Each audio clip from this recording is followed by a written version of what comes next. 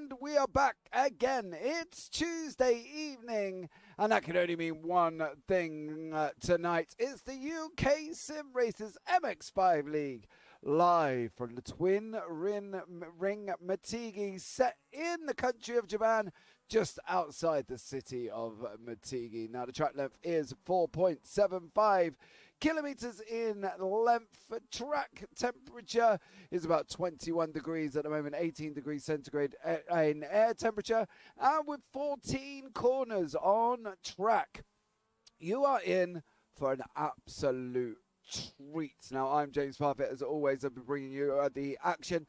Tonight, we're going to be alongside Daan Pepels, who's going to join me very shortly in the booth.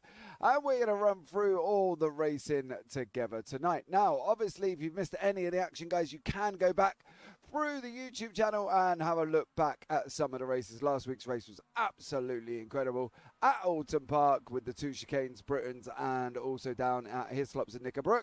And you will want to go and watch that back, because trust me, it was nothing short of sensational, as it always is. So don't forget, guys, if you are here for the first time, please subscribe, give the video a big thumbs up, and don't forget to turn on the bells for all of your notifications. Now, the schedule is this week at Motegi. Then we go to next week, we're at Summit Point. The week after, we're at the new Fuji circuit. Now, that should be interesting. I've raced around there in a GT3. Yeah, different prospect altogether. Then we're going to Barcelona National Circuit, then on to the Hungaroring, and then we go to Zolder. We go to the tricky but short Suzuka West Circuit. After that, that's currently taking us up into August. Then we got the Nürburgring GP circuit on the 23rd. And then on the 30th of August, we round out at Silverstone National. So make sure you got your bells on for all of these races, because they are going to be absolutely incredible. Right, let's bring in Daan into the booth this evening to see how he is getting on. Daan, how are you, young sir? Good evening, everyone. Good evening, James. Yeah, I'm doing well this evening. Plodding along nicely, sir, on this Tuesday evening. So now we have got 20 cars on track tonight, mate. We're at the tricky Twin Ring Motegi circuit. Last week's race was an absolute barnstormer. Give us a quick rundown of all the 4 race winners, because we've got 4 races every Tuesday evening. Yeah, which, first of all, I think is something very special. You don't see that often, 4 races in an evening. So last week we had Pete Newman winning race 1. Then we had Daniel Hunt winning in race 2. Rolf, which I can't pronounce the surname Cullinan. Cullinan. Exactly. Winning race 3, and Pete Newman again winning in race 4. So yeah, quite an exciting race last week. I watched some of it, and yeah, some cracking racing once again. Monza was, I think, for me still the highlight of the season, but last week definitely wasn't far from it. Yeah, definitely on that one. So this is the current championship standing. So we've got Pete Van Gaal leading the way on 1,073. Charles Kellerman on 1,034. And then Elise Main is, when the standings behave and don't start doubling up, Elise Main is in 3rd on 1,004. Then Craig Jones in 4th on 998. Carl Jagler in 5th. Will Currington there in 6th. Steve Heaven in 7th. Pete Newman is only down in 8th. I'm sure that's a shock for him at this moment in time. Craig Crawford in 9th. Andy Littler in 10th. Roger Morton in 11th. Steve Hansford in 12th. Darrell Wright in 13th. Martin Sampson in 14th. Mick Barry in 15th. Dale Bennison is down in 16th place. Then we've got Alan Toon, Andy Maxwell, and Daniel Hunt with Jamie Ayres. Ralph Cullinan rounded out the top 20 cars on circuit. So there you go. You're in for, as always, an absolute epic evening of racing. Now let me bring you up the standings in the pros. So Pete Van Gaal is leading the way in the pros. Charles Kellerman is in 2nd, Elise Main 3rd. Carl Jagler in 4th, and Will Currington rounds out our top 5 in the pros. Now in the AMs, We've got Craig Jones leading the way on 998, Craig Crawford in second, Andy Littler in third, Roger Morton in fourth, and Steve Hansford in fifth. They are rounding out your top 5 in the pros. Now, one of the other championship standings is the team standings. As you can see, Carl Jacklett just going around in the background there. Optical Red is leading the team standings on 2,811 points. Team Momo is in second on 2,408. Optical Green on 2,357. Work Guard by Result on 2,016. Results Clothing iRacing Team 1,978. Pure Sims Esports, represented by the one and only Pete Newman, is on 849. Then we got Optical Blue 671. Safeguard by Result on 644. And DOF Reality Sim Racing Studios, represented by our very own Daniel Hunt, on 461. So, Dan, we've just gone into qualifying. You know, I haven't taken a lap round Twin Ring. Now, I believe you have. I did. I did. First of all, not being through the pit lane, we're not going to go down that route again. But it's a track that is not very forgiving.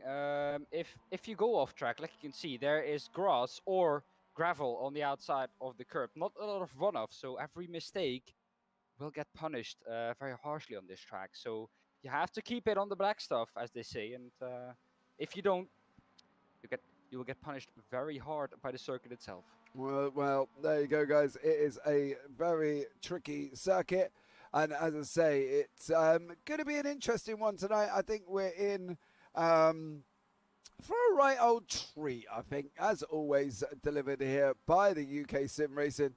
I think it's going to be absolutely incredible, and this league never fails to disappoint, really, Dan. And I think that's the thing is, you know, you're going to get good racing, and we do have 4 races tonight, and yeah, I think everyone's going to just be amazing. Yeah, well, I think it's a league that, for me, it definitely stands out because the way it is run, it is completely different to anything you normally see. 4 races in an evening. Find another league which has that.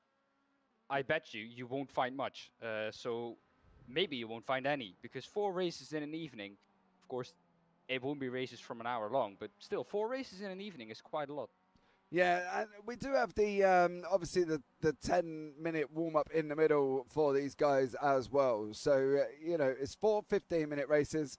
Can get quite manic, as we'll be looking now with the 20 cars on track. It's going to be a very interesting race, I think, tonight as well. You know, it's a very tight and looking like there's certain points of overtaking, as we see Pete Newman now just going around turn 14 to start the finish straight.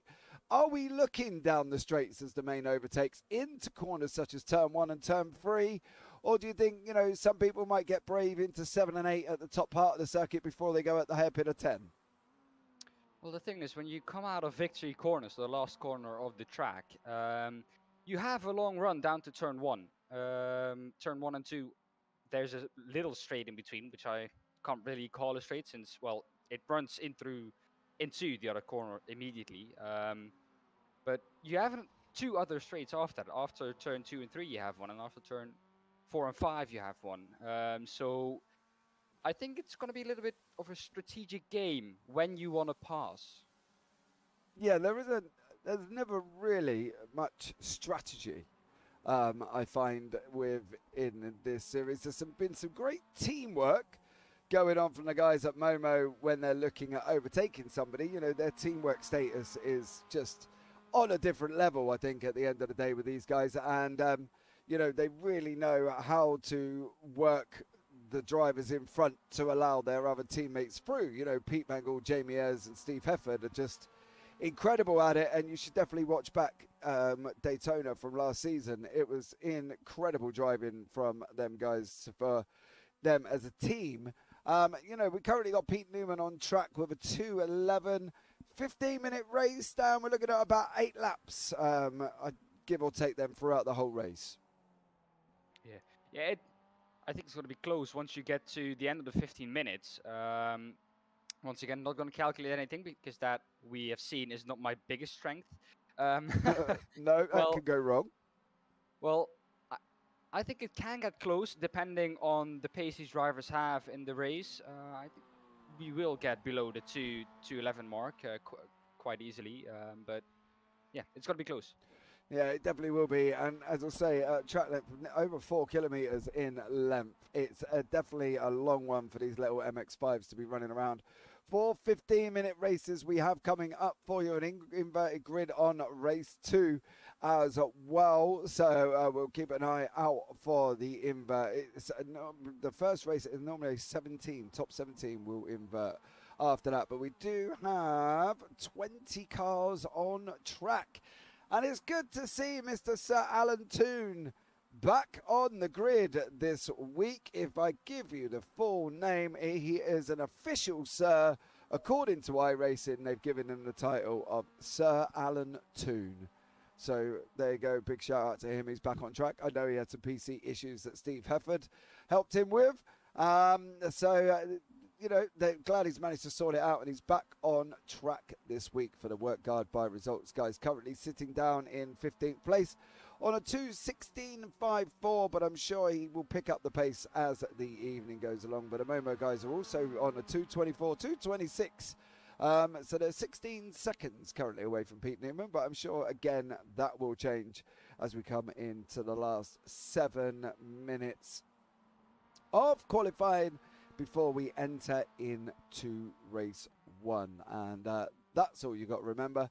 There is 4 races tonight. As you can see, Steve Hefford, Jamie Ayres and Pete Van Gool have just gone all 2:10, 2:11 and a 2:11.13 respectively. So there you go. They've gone from being at the bottom on 2:26s right up to the top, which is no surprise, really, for these guys. It's what we were expecting, I think, Dan, on that one. Yeah. Well, I have a question for you. Is there a background story to the Sir Alan Toon one? Because it's not often you see it. Basically, in iRacing, he's Sir Alan Toon. Now, what basically happened is, well, he's been racing with these guys for a while, and they started calling him Sir Alan Toon. And what happened was, he applied to iRacing to have his iRacing name changed to Sir Alan Toon. iRacing then come back and said, yes, you can be Sir Alan Toon. He is not an official Sir, but he's an official Sir of the Discord. As we can see, Pete Newman just go at 2:10.359.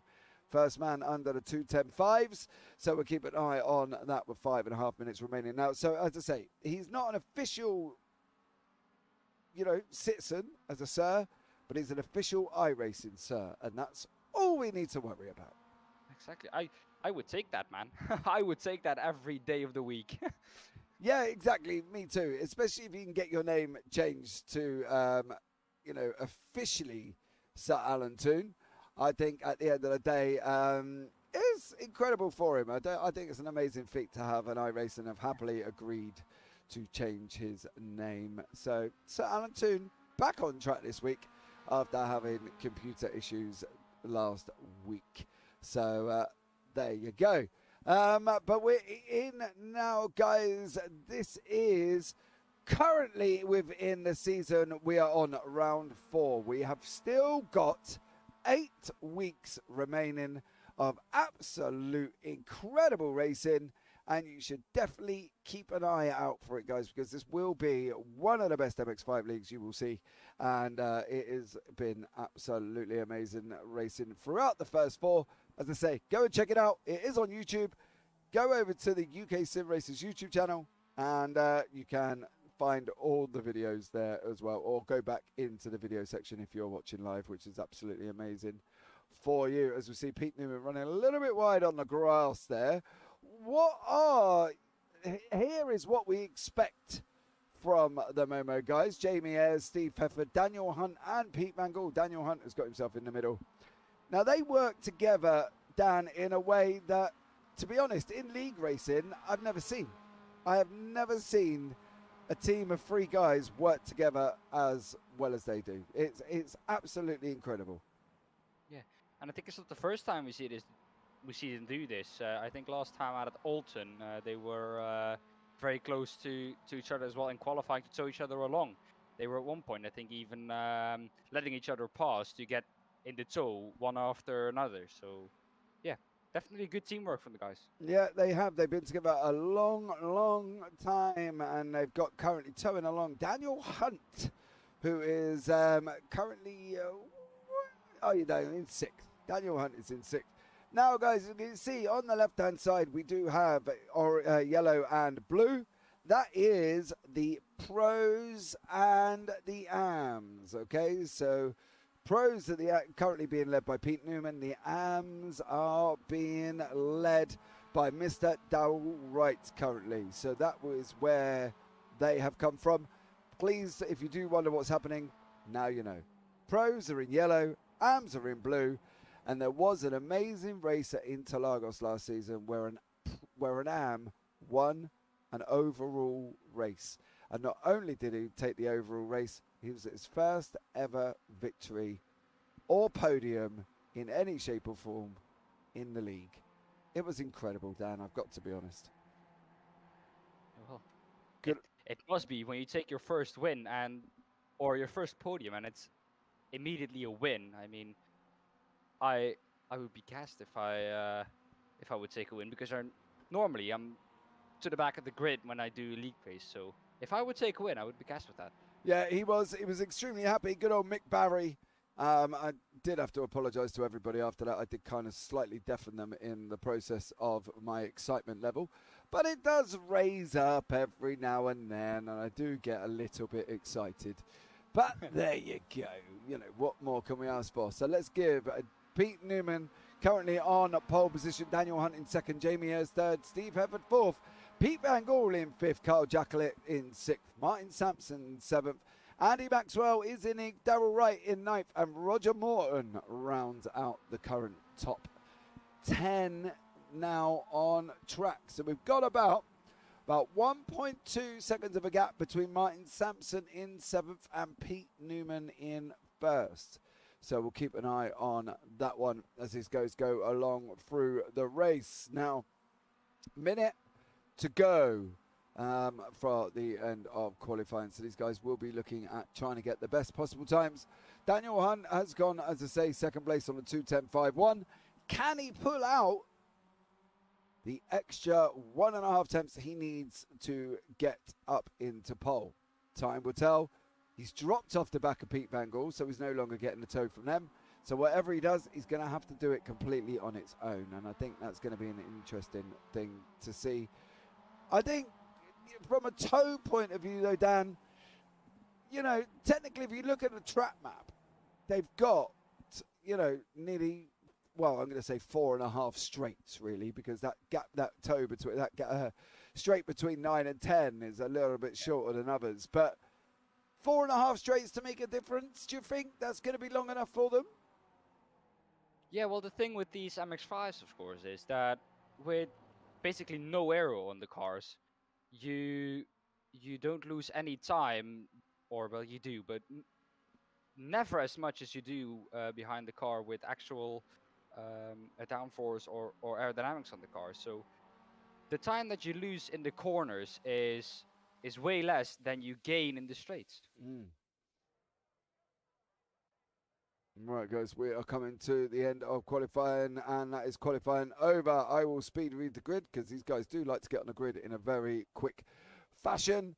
So we've got Pete Newman in pole position, Daniel Hunt in second, Jamie Ayres in third, Steve Hefford in fourth, Pete Van Gaal is in fifth place, Carl Jacqueline is in sixth, Martin Sampson in seventh, Andy Maxwell in eighth, Darrell Wright in ninth, Roger Morton in 10th, Mick Barry in 11th, Ralph Cullinan in 12th, Dale Bennison 13th, Elise Main down in 14th.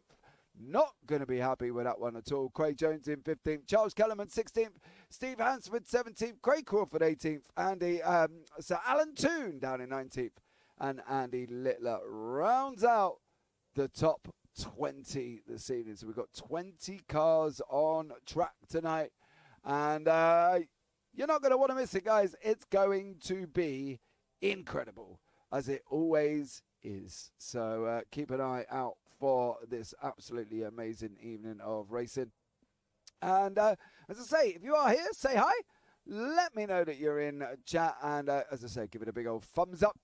And turn on the bells. And don't forget to subscribe. Because that's important when it comes to YouTube's, what do they call it? Algorithm. That's the one. That's the word I was looking for. As it comes to YouTube's algorithm. So it is very important indeed that you do that. So we're going to wait for Pete Newman and Martin Sampson to get back on track. And before, right, Pete is on. So Pete is there ready to go on the right-hand side of your screen. The lights are up. 1, 2, 3, 4, 5. And it's green here in Motegi in Japan. And we see Pete Newman pulling away. Daniel Hunt coming straight behind him, blocking off any run that Jamie Ayres thought he was going to be able to get. He did not get. Elise Main past Dow Benison. Andy Littler past Sir Alan Toon. So there's been movers and shakers there. Steve Everett getting a big old slide on there. But Dan, as they head down into turn 3, it looks fairly clean at the moment. Fairly clean with the 3 wide, a little bit further back. Is that going to stay clean is the question. I think it was Roger Morton and Mick 3 wide there going into turn 4. But he goes off. Who's that? Mick Barry. Oh, just overcooks the power, and around he goes off at turn 4 there, Dan. Yeah, and I think that is his race done. We saw the left wheel that was not pointing in the right direction anymore, so I think that is his race done. It is, as we see Pete Newman now heading down into turn 7. Currently, Mick Barry has jumped to the pits, which is what we were expecting. But Pete Newman leads us away tonight with Daniel Hunt less than half a second back on your screen. Is the gainers and losers from this first halfway round, this first lap. As you can see, Pete Van Gaal up 1, Jacqueline up 1, Hefford down 2, Morton 1, Cullinan up 2, Maynard up 2. Absolutely flying there. An amazing start from Elise Main.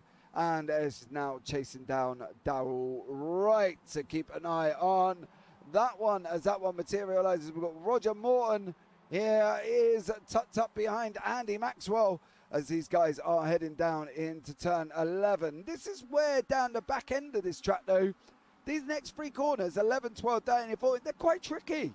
You know, they've got to be careful.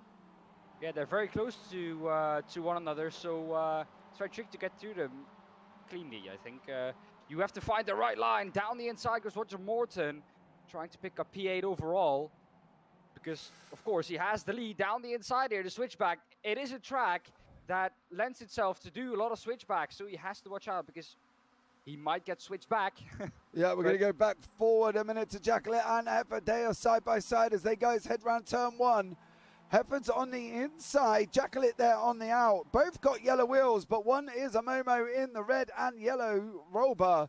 And Carl Jacqueline from Optical Red chasing him down there, heading down into turn 3. Roger Morton looks like he's got the job done over Andy Maxwell.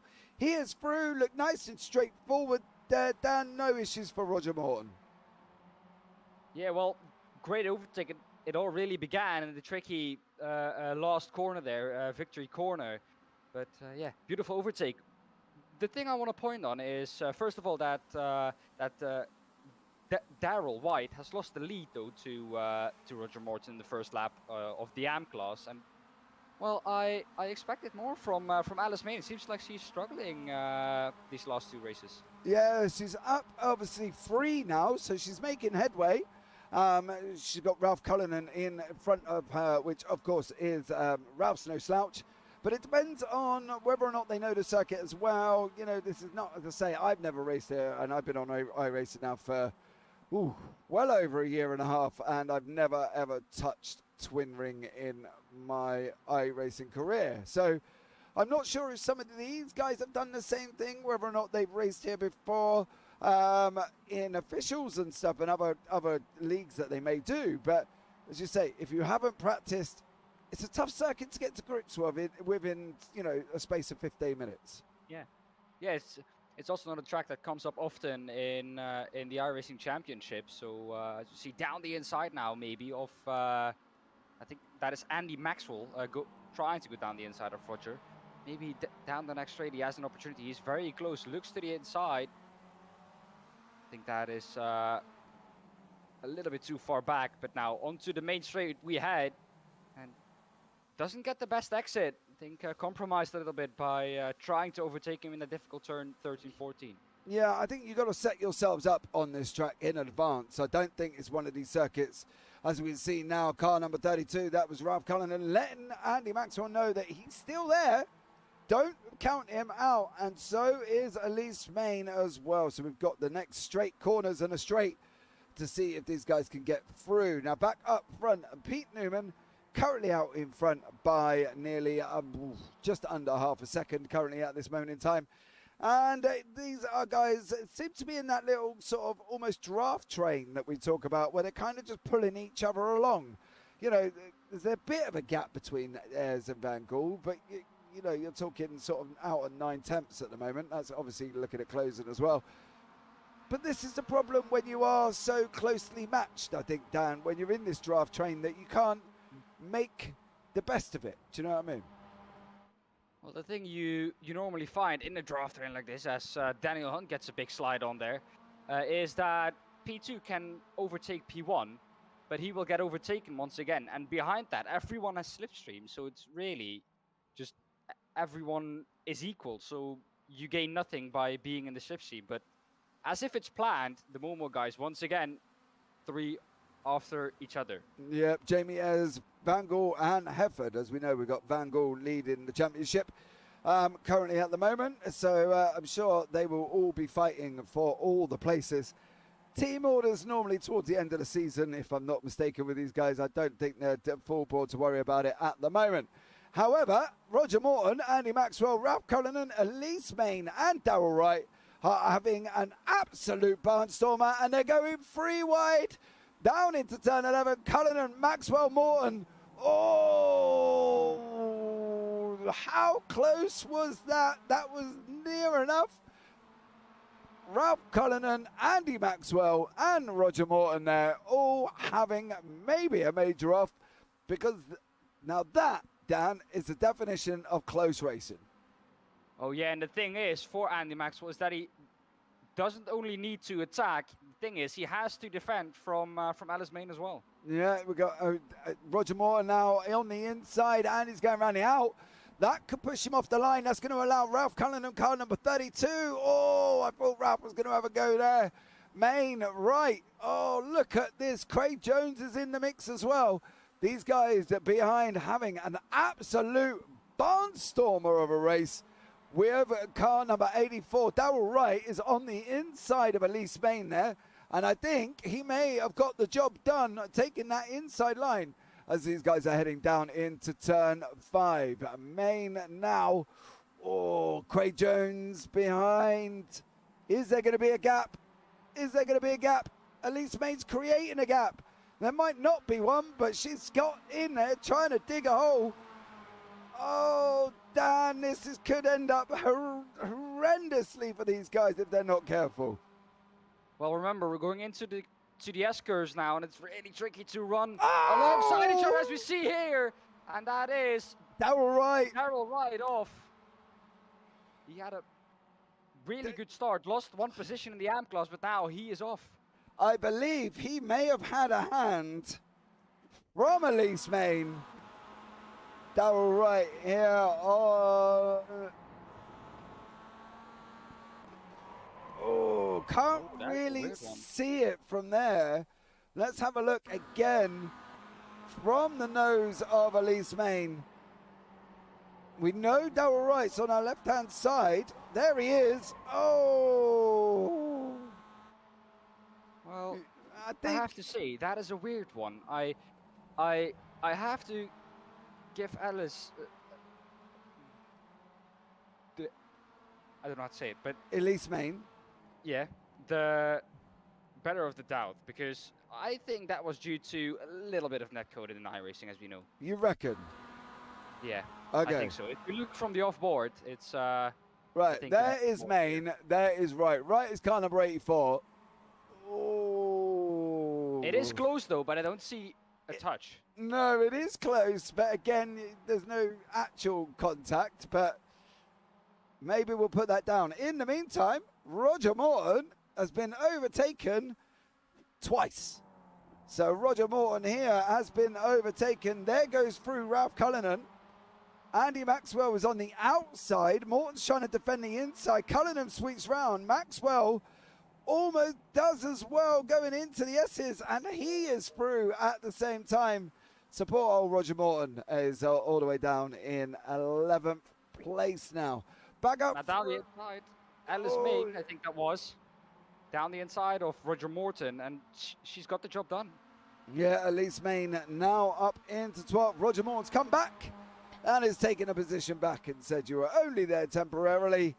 No, no, no, says Roger Morton as Elise Main now goes back down to 12th. Now up front currently we've still got Pete Newman. He's still got Daniel Hunt chasing him by half a second. And they've still got Jamie Ayres, who's dropped back out to about a second of a gap. Seems to be losing a little bit of time over the front two, Dan. He's got to try and stay within a little bit of a draft limit. You know, we're expecting it to come down. I sort of start picking up the draft really at about a second out. Jamie Ayres is about there now. You know, he's obviously got Hefford and Van Gaal fighting behind. He's got Hunt and Newman fighting in front. What has he got to do, though? Because he's only got 4.5 minutes remaining. Well, the thing is, he's now out of the draft, so he will lose a massive amount of time on the straights, as we can see. And in the corners, he's really pushing now to make that time up in the corners, and that is usually not the thing you want to do, because as you can see, Steve Hefford now getting closer to the back of Jamie with that little bit of a drift out of victory corner. Yeah, exactly. Jamie Ayres is kind of wanting to be a bit careful. Andy Maxwell, however, is absolutely flying and under 1/10 back, going round the outside. Oh, what Ralph Cullinan, did he make it thick? He did not. Cullinan takes the position back with Craig Jones behind Maxwell. Maxwell is going full ball this evening, and no holds barred for Andy Maxwell for Optical Green. Doing a job. He's running around. The thing is, Dan, I love the fact that to watch it because he's running around lines that aren't really conventional in corners. You know, you don't normally see people riding around the outside like that. No, but he has to because, of course, Ralph defends the inside line. So there's no room for him there. Just he now, I think that is Greg Jones down the inside almost. Yeah, Craig almost making a move there. These guys, 2, 4, 5 of them, still having this absolutely epic scrap. Maxwell's looking racy, though. I've got to be honest tonight. He's almost like he's got the bit between his teeth. And he's going for it. Currently in 9th. Going past Ralph Cullinan would move him up to 8th. And he's definitely he's on a one-man mission tonight, is Andy Maxwell. So we'll have to keep an eye on that one. However, Newman, Hunt, and Ayres. Ayres has managed to get the gap. Oh, mistake. Oh, Ayres has managed to get the gap down to 3/10. After being out nearly at 9, Daniel Hunt looking at taking the inside line. Can he get it? No, he doesn't. He slots back in behind. I'm not quite sure why. I wouldn't have pulled out personally there, Dan. I would have rode the draft as much as I could. Yeah, it was a little bit early, but of course, remember now he has the tricky turn 3rd and 14 coming up.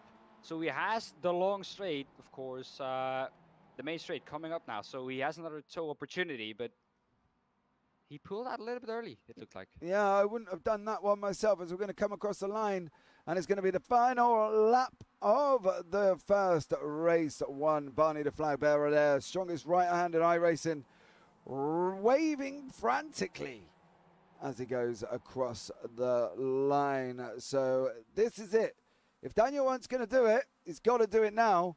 And Jamie Ayres, if he's going to make a move, he hasn't got long there, Dan. And where are we expecting it? If there's going to be moves on the last lap, we're coming around turn 3 and 4. Where do we think we're going to be hitting this one if they are going to make a move? I expect it to be on the last straight down into on the downhill straight, and then down into turn 11. Okay, it's been predicted, everyone at home, that it's probably not going to happen now. It may do. Let's just see. Daniel Hunt has dropped back. Well, gets back out to 3/10. Was a little bit closer. Ayres is a little bit closer as well. Dale Benison has had an incident, and I will look back at that one now before these guys get onto the straight. So what have you been up to, Mr. Benison? As he's got Charles Kellerman behind him, car number 67. Goes in deep and unfortunately puts it on the grass. Right. We've all done that. Yep. Well, yeah, pretty much most race stand, to be fair. You know what I mean? Me and my little lonely 1600 IR. Dan pulled out to not have the draft. He will be waiting for the last lap to make a move, so Pete can't come back at him, says Rizzo. Well, Rizzo, we're on the last lap. And it might not have worked. It might not have worked because he's pulled out again. And they're coming downhill into turn 11. And it hasn't worked, Rizzo, I'm afraid. And unfortunately there, Daniel Hunt may have to settle for second place. If he can hold off Jamie Ayres for 2 more corners, he may take the victory. Here is Newman. Oh, Newman ran wide. Has that allowed Hunt and Ayres to come up across the line? Hunt still got second place at the moment. Oh! Hunt just got it. Van Gool got Hefford. Jacklett has just stayed ahead of Martin Sampson there for 7th place. Craig Jones coming across the line for 8th. Andy Maxwell in 9th. Absolutely stellar job from Andy. Darrell Wright in 10th, stayed ahead of Charles Kellerman. Roger Morton down in 12th. Steve Hansford down in 13th. Dale Benison 14th. Ralph Cullinan 15th. Elise Main down in... Oh, there was an off-track. Off-track for Elise Main. Oh, didn't just see it because they swapped over to the warm-up, unfortunately, and that resets everything. But unfortunately there, we just saw that Elise Main had a little bit of an injury. Yeah, Dan has had to defend from Ayres, which has given Pete a gap. Yes, it did. Yeah. And they didn't make it through. Race 1, under our belts, done.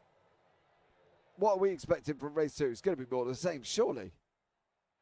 Well, I definitely hope so, because that was a cracker of a race, man, I have to say. The mistake that I think Pete made out of the last corner was, wow. I think we both were surely not that he's going to throw it on the last corner, but luckily for him he did.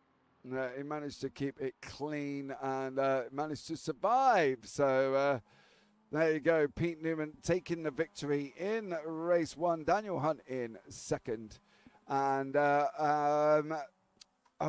Jamie Ayres in 3rd. So there you go.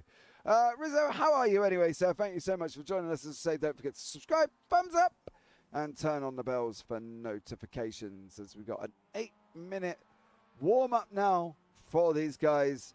So it's going to be an interesting one for race 2, I think, Dan.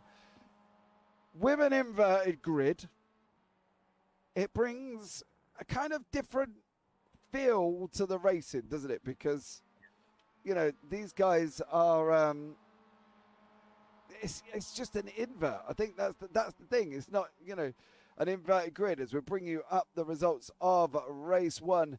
As you can see there, Pete Newman got the victory. Daniel Hunt in 2nd, Jamie Ayres in 3rd. Pete Van Gool in 4th, Steve Hefford in 5th, Carl Jacklett in 6th, Martin Sampson in 7th. Craig Jones took the victory in the AMS. He's 8th overall. Andy Maxwell 9th, Darrell Wright in 10th, Charles Kellerman in 11th. Roger Morton in 12th, Steve Hansford 13th, Dale Benison 14th, Ralph Cullinan 15th, Elise Main down in 16th, Craig Crawford 17th, Andy Litlow was in 18th, Alan Toon 19th, and Mick Barry down in 20th. Unfortunately, had an incident in turn, I believe it was turn 3. Got on the gas too early, and unfortunately for him, he went round. Rizzo, I'm good, thanks. Wish I was racing tonight. Love this track car combo, as we see Martin Sampson doing pirouettes, along with, I'm going to say that's Steve Hansford behind him with the green wheels for the MX5. So car number 57 is, in fact, Steve Hansford. So him and Martin Sampson going round together there, Dan. 7 minutes of the warm-up to go. Are you a warm-up man, Dan, or are you just I'm going to sit back, get a drink, and go and chill out? I would probably go to the toilet, to be honest, because of course after a race like that, well, first of all, I sweat a lot when I race, so I would probably go and change my shirt, and that is, by the way, just to be comfortable again. It's not that I sweat that much that it's absolutely wet and drenched, but second of all, I would go to the toilet just refresh myself basically.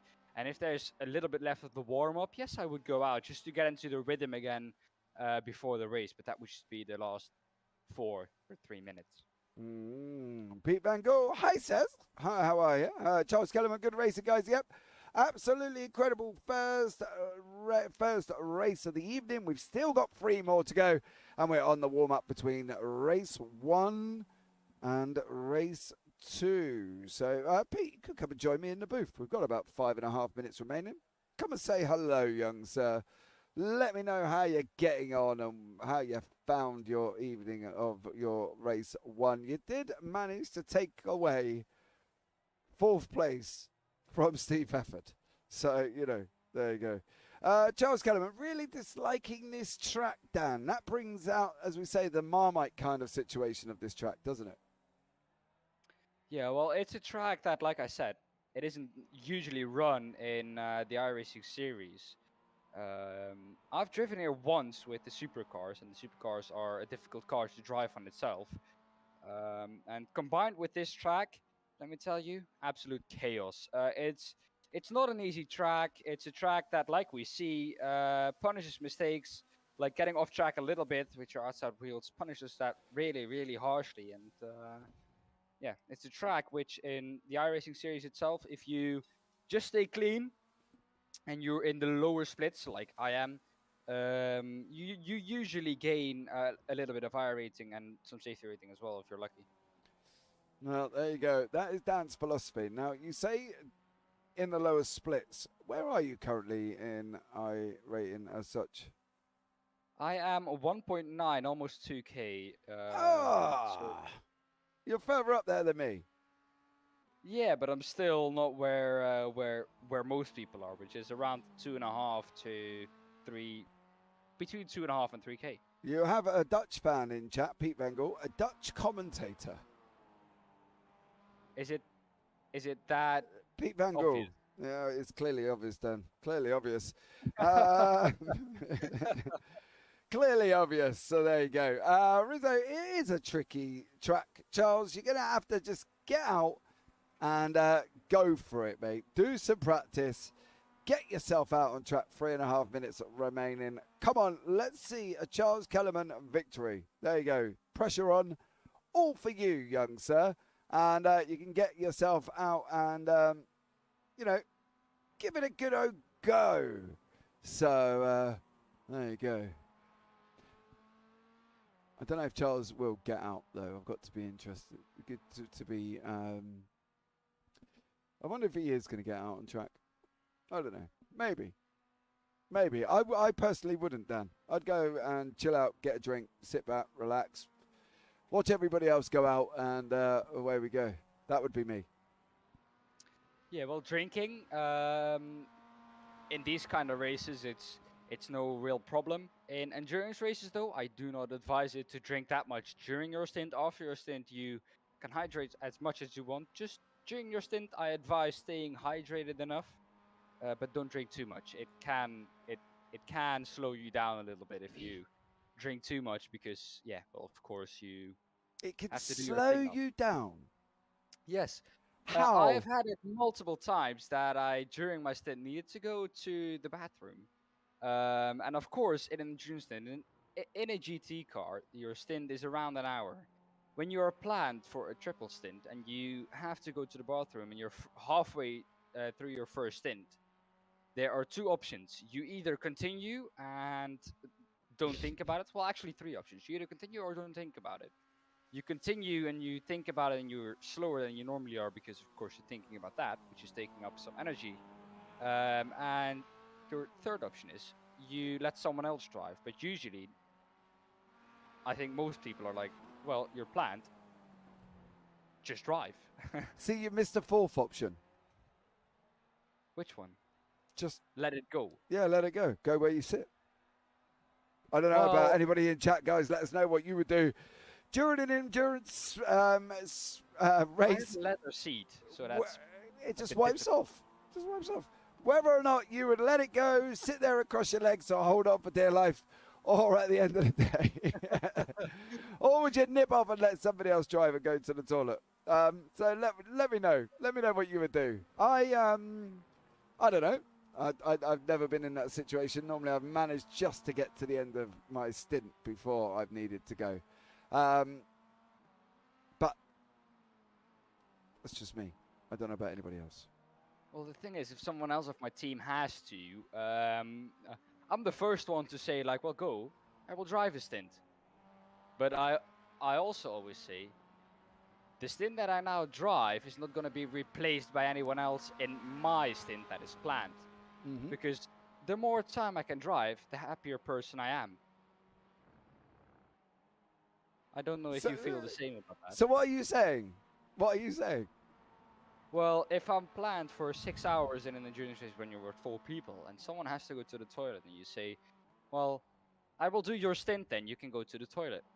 Well, I expect then to drive 7 hours and not 6 hours that the one who I took over for is then planned in my place. So if I take that stint, I take that stint, and the other stints that are planned, I will still drive, because the more I drive, I have so much fun driving, Right. and dating. So I want to drive as much as possible. All right. Okay. Now I have to be honest. I don't really get out on track much currently at the moment. I do have my odd days where I might get 3 or 4. Maybe if I'm lucky, 5 races in a day, but that's just doing quick VRS, 40-minute, 20-minute races, one after the other.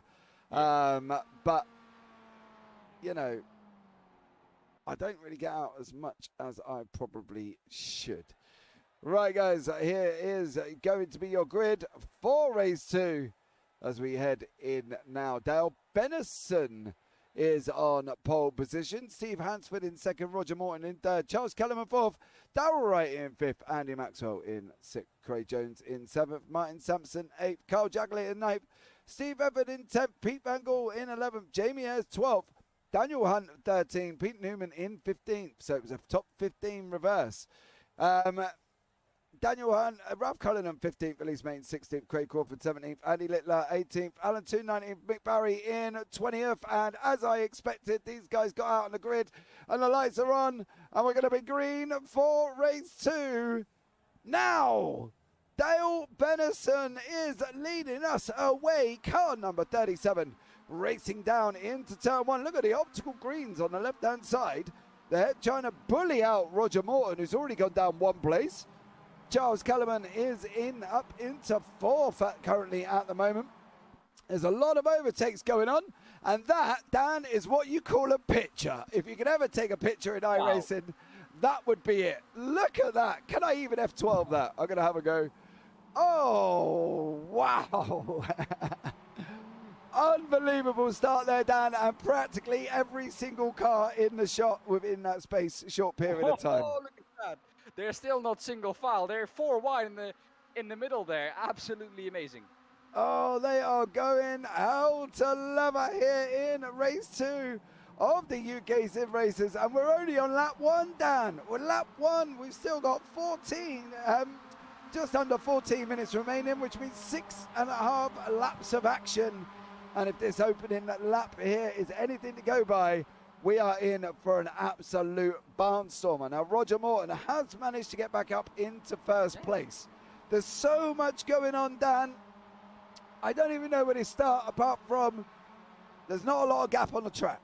That would be it. Yeah, the track almost seemed too small for these MX5s when they were going 5 wide, as you were spinning in the background. The optical green car, I think that is... Hansford, yeah. They're gone all the way back down the order. And unfortunately for Steve Hansford, he is down now in last place. That's right, there didn't seem to be enough track almost. It was incredible. All of these guys going at it. And out of all of this, Roger Morton is in first and Pete Van Gaal is in 6th place. Yeah, looking to defend though, or to attack rather on Andy Maxwell down the inside, gets the job done. Andy Maxwell can't switch back. Like I said in the beginning, it is a track that lends itself to do so, but we haven't seen much of them. Ooh, Andy Maxwell was close. I tell you what, another person who is absolutely flying currently and is up 8 positions. Wow. Is the Interlagos winner, Mick Barry from last season, car number 675 with the bright purple wheels. He's up 8 places and we're only on lap 2. Incredible driving from Mick. Yeah, well, he worked his way through the chaos in lap 1, 8 places gained. You don't see that often in lap 1. That is a lot. Yes, yeah. Pete Newman has been off track and Mr. Steve Hefford have it been involved in an incident. I got a funny feeling this could be this one here. Newman goes on the inside. That's Cullinan. Hefford's behind. I think he lost it on his own. I think Steve Hefford may have lost it on his own. That's Carl Jacklett involved in that as well. And unfortunately for them guys, that has taken them further down the order. Hefford down in 16th. Newman in 18th and Jacklett in 19th place. So unfortunately for them guys, they have dropped right to the back of the field. Elise Main, Mick Barry, Main's on the inside. That's going up through turn 7. Round turn 8 we go and off on to the next one. But Roger Morton is still out in front. Absolutely incredible because we're on lap 2. He's got 11 minutes to defend that position. Do we think it's possible? Because, you know, are the nerves settling in for Roger Morton? Well, if this was me, they wouldn't, because it's still 11 minutes to go. But yeah, you would be thinking about that, but Charles Kellyman is not really closing in rapidly on the 2 ahead, so this could be on for Roger. Yeah, Van Gaal just takes another position. Now, Rizzo made a great point in YouTube chat. If I have eaten and drunk fluids, I am too relaxed. So going back to what we were talking about the toilet. If I am hungry and thirsty, I am more alert, almost like using the fight or flight to race. Do you agree? Well, is that maybe because he wants to get home earlier to eat or drink? That might be the case. Maybe, as we see Charles Kellerman come down back through the inside. On trying to actually hold off Pete Van Gaal on the inside because it was literally Craig Jones he cleared last time. Look at Van Gaal go. He's slicing through the field like a hot knife through butter. Martin Sampson is trying to get through on Dale Benison and defend from Daniel Hunt and also keep Ralph Cullinan at bay. And there was slight contact there from them guys. Ralph has gone off track. Where did Cullinan end up in that little inside tussle there? As we can see, Martin Sampson, car number 80. There. Oh, rough. Fortunate. Yeah, he manages to hold it, but he has lost a position there to Mick Barry and Elise Main. So, slight little contact. However, Jamie Ayres and Craig Jones. Ayres has gone up the inside of 7, and he's got the job done. Next on the target is Charles Kellerman. Ayres is another one who's up 7. Van Gaal is up 8. So there's some big gainers in this race. That, you know, there's a lot of people come through the back of the field, and as you know, look at Hansford down 16, but we saw he had his spin. Jacklett down 10 again, another spinner. Benison down 7, and he hasn't spun. He's actually down 8 now. Yeah. Well, I don't think that's on pace alone. That is at the moment quite a lot of places to lose, and we saw, I think, in race 1 that his pace wasn't too bad. So Yeah, there might be some damage that he's carrying around. maybe on that one. Dale Benison there as well, currently down 9 positions now, so he's dropping down the order faster than my daughter keeps throwing her teddy bear out of the car. So, you know what I mean? Absolutely incredible. Poor Dale Benison there, sliding all the way down into 10th place. I'm sure he's got to be looking at getting back at it. He's got some fast drivers in front of him. Follow their lines as we see Jamie Ayres through on Charles Kellerman. Pete Van Gaal is also through on Darrell Wright. Now, can Morton hold him? I would love to see another overall victor, right? And I don't know, though, because Van Gaal is looking racy tonight. Yeah, James, I have to be honest with you. I would love to see Roger Morton win, or just any but I think that Pete Van Gaal is just a little bit too quick for them. He is making inroads very quickly around the outside now. He has to watch his exit here, because that is what he is trying to do. But another right-hander coming up. Then we go into the S's. You don't really want to run 2x2 like we saw in race 1. It's quite tricky to do so, but yeah, I think it's just a little bit too quick. It's got the inside line. I think Morton's going to give up. He won't give up. He won't give up. That's for sure. He needs, do you know what Roger needs? He needs Darrell Wright to put Van Gaal under pressure, to give Van Gaal something to think about other than attacking Roger Moore's bumper. I've got to be honest. He needs Darrell Wright under to get hold of Van Gaal and say, right, you're giving him grief. I'm going to give you grief. Jamie Ayres is trying to come up and give all of them grief. Push him wide, get him off the line. He needs help, doesn't he? Roger Morton needs help now because Van Gaal's got the inside line into 11. Yeah, well, if he can carry around the outside, get ahead once again, the longer he can hold him up, the better it will turn out for him. But I think this is moved on for Pete Van Gaal. Down the inside, moved on. I think he is now going to try and build a lead over Jamie and Roger and Darrell. Yeah. I was hoping Morton was going to hang on there. I thought, he was trying his hardest. He's just got to follow Van Gaal now. Van Gaal doing the one move weaving. There was contact between Wright and Ayres on the straight. As these guys are coming down. Daniel Hunt there is making moves as well in the background. Yeah, Darrell Wright, I think, tried to go back round. He's made the job done. Manages to hold on, but how much longer do we think he's going to hold on for? Because here comes Jamie Ayres. Yeah, he is very, very close. I think we saw a switchback, finally one. I was waiting for it this whole evening. We finally saw one, but yeah, he is putting pressure on Darrell Wright. Yeah, Martin Sampson here is battling with Kellerman as these guys are going into turn 5. Sampson's got the inside line. Kellerman's going to try and hang it out around the out as long as he can as they're coming out now of 5 on this run into 6. Fast right-hander for these guys. Let the car drift out. That's what I would do. And see how brave he is. And Kellerman's got the inside for 7. But more importantly, Sampson's got the inside for 8.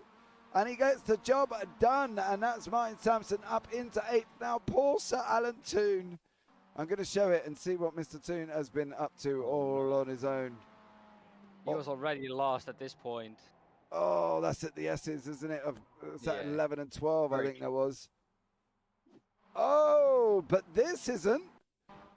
Steve Hansford. Oh, he blows up. Wow. Well, that might be a case of carrying damage, because we saw the spin earlier, carrying damage from that. Yeah, like we see, that might be just temps getting too high. That is a thing in iRacing. Yeah, but listen, he didn't change anything, did he? No, but I think but then again, he went down from 2nd to 1st quite quick. No. That is absolutely correct what he did there, because you will hear the engine scream, and it didn't. I think that's just temps running high. You see absolute calamity in the background. Morton is off.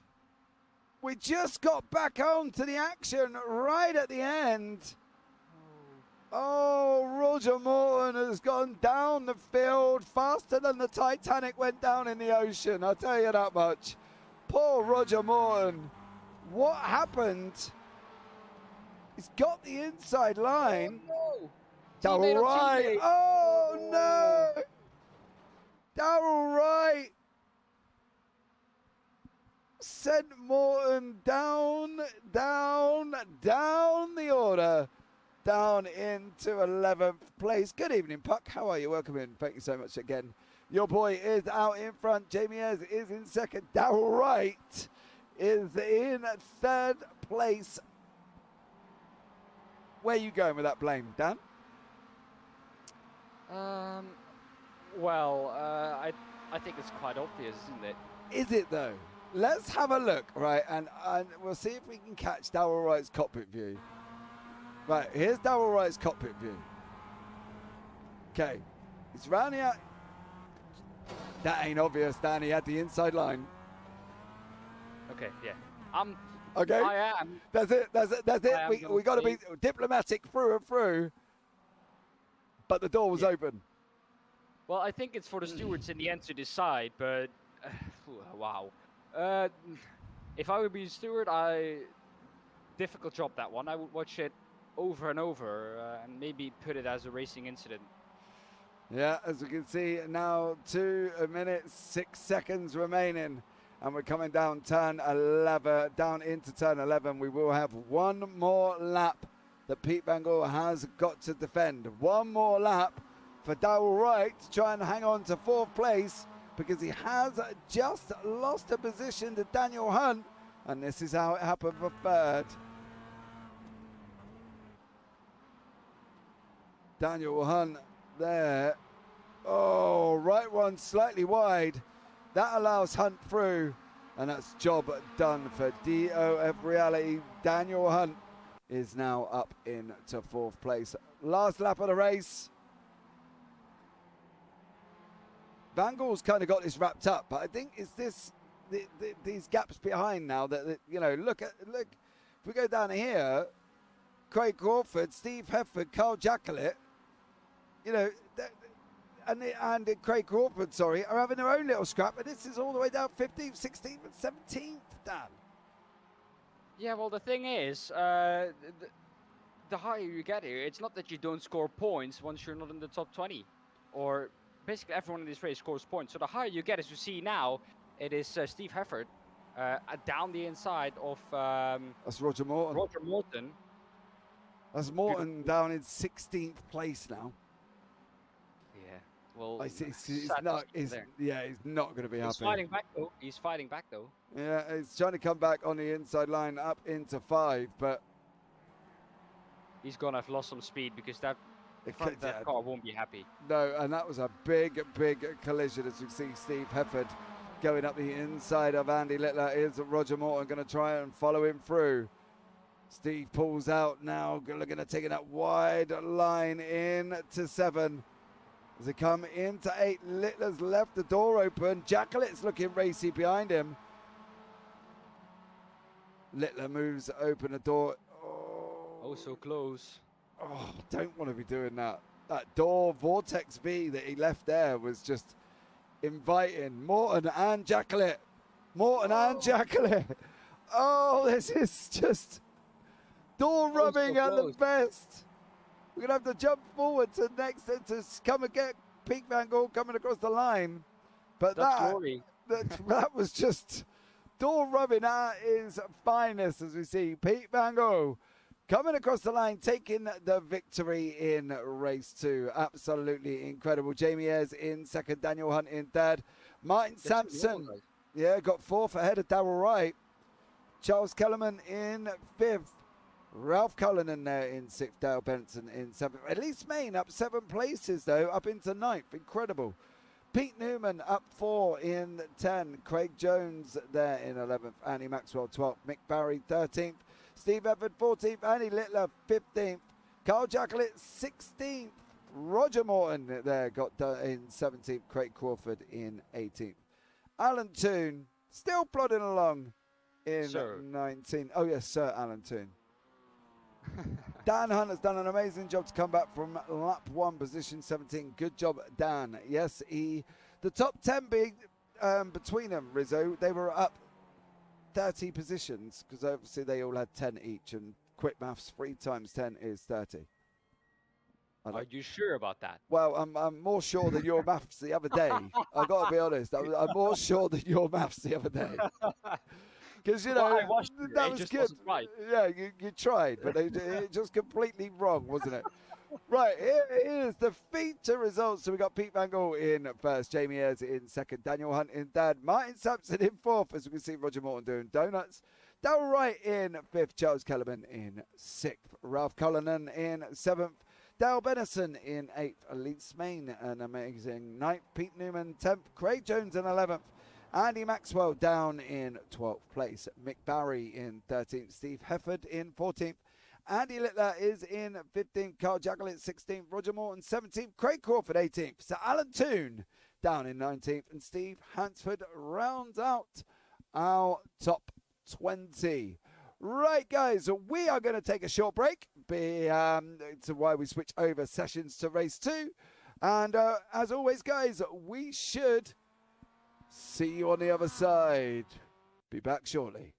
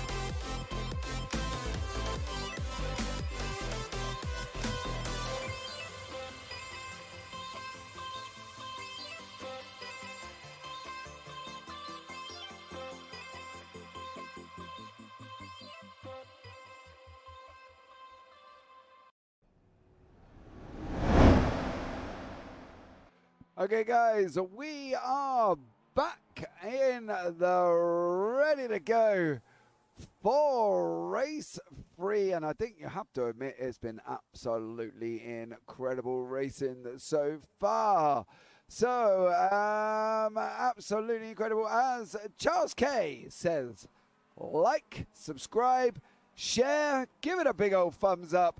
Give it to your parents, give it to your family, give it to your brothers and sisters, your mothers, your aunties, your uncles, your granddads, your grannies. Get them to. I did too. I've said it to everybody possible. So give it some love, guys. It's absolutely incredible league.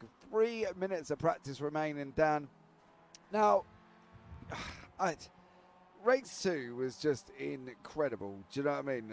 I think at the end of the day, if we can get more of the same, I think we're going to be in for an absolute treat, because these guys are putting on a show, and I think where we had all the cars on track as well at one point in the picture shot was just absolutely incredible. Do you have that pictured, by the way? I tried pressing F12, so I'm hoping that it worked. Because that will definitely be a shot and a half. Lots of cars tonight. There is 20 cars on track, Mr. Tyler Oldham, who has jumped into chat, to sit into YouTube to sit back and enjoy the league racing. How are you, sir? Hope you're well. You've missed well, unless you've caught race 1 and race 2, of course. If you haven't, well, you're late. So, you know, why are you late? That's all I'm going to say. Yeah, explain it to us. Explain it to us. Why are you late? I'm sure he's probably eating dinner. But then again, it is 9:15. It's nearly past his bedtime. And he will probably end up going to bed very shortly. He does like an early night, does our boy Tyler. I've got to be honest. So, yeah. Me, I'm more of a night owl. You know. I don't know about you, Dan. Might be. Well, nights out, I'm passing on that. I'm not really a guy who likes to do that. I like to sit behind my pretend car and turn the steering wheel.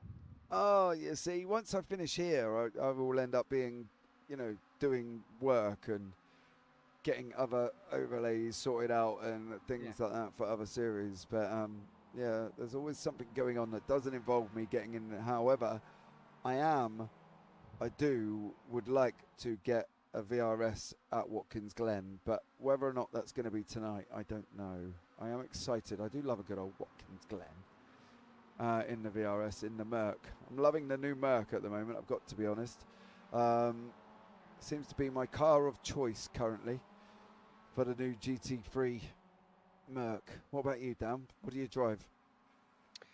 We're currently planning on doing the 24 hours of Spa. Before that, I do have 24 hours of Watkins Glen this weekend with the LMP2 and the VRS Endurance Series, which for some reason has the 24 hours of Le Mans in it. No one knows why that is, but but yeah, when I drive GT3s, I usually drive the BMW or the Ferrari. Those cars I like the most. The Ferrari I like the least of the two, but they're both quite stable cars. Yeah. No, Tyler's put, no, I'm off this week, so he can stay up, bless him. He can stay up. You can have a late one. Good. You don't need a bedtime story tonight at 9 o'clock at night. So, proud of you, Tyler. Thank you so much for that. We're just at the end of practice, so let's look at bringing you up the grid for race 3. So, there you go. But here we go with the grid. It looks like we may have to do another speed read. Mick Barry is in first place. Steve Hansford second. Roger Morton in third. Andy Maxwell is in fourth. Elise Main in fifth. Dale Bennison is in sixth. Craig Jones seventh. Ralph Cullinan in eighth. Carl Jacklett ninth. Charles Kellerman 10th. Darrell Wright 11th. Steve Hefford in 13th. Martin Sampson 14th. Daniel Hunt 15th. Jamie Ayres 16th, Pete Van Gaal in 17th, Pete Newman in Van Gaal in 16th, Newman 17th, Littler 18th, Crawford 19th, and in 20th is Sir Alan Toon, the one and only Sir of iRacing that there ever will be. So here we go for race 3. The lights are on. 1, 2, 3, 4, 5, and it's lights out, and away we go here for race 3, and we've got currently Mick Barry leading us away there as well. So there is Mick getting away with his brightly coloured wheels in the 4 results clothing iRacing team. There's been a big incident in the back. Darrell Wright, Jamie Ayres, Newman and Alan Toon have all been involved in a crash. But well, it says they crashed, but in my screen they're still going on the back, so maybe we won't worry too much about looking back at that. But at the moment, Mick Barry has opened up nearly a second gap already over second place man Andy Maxwell here as these guys head off round turn 3 and 4. Going down on to the straightaway. There you go. There is Elise Main. There's Charles Kellerman. There's Daniel Hunt all in the background. These guys are having an epic scrap. And there they all are on track. Dan, it looks like they got away cleanly. You know, I am told that some people have crashed, but I really don't believe it as they're currently still running in 8th, 9th, 10th, 11th and 12th respectively.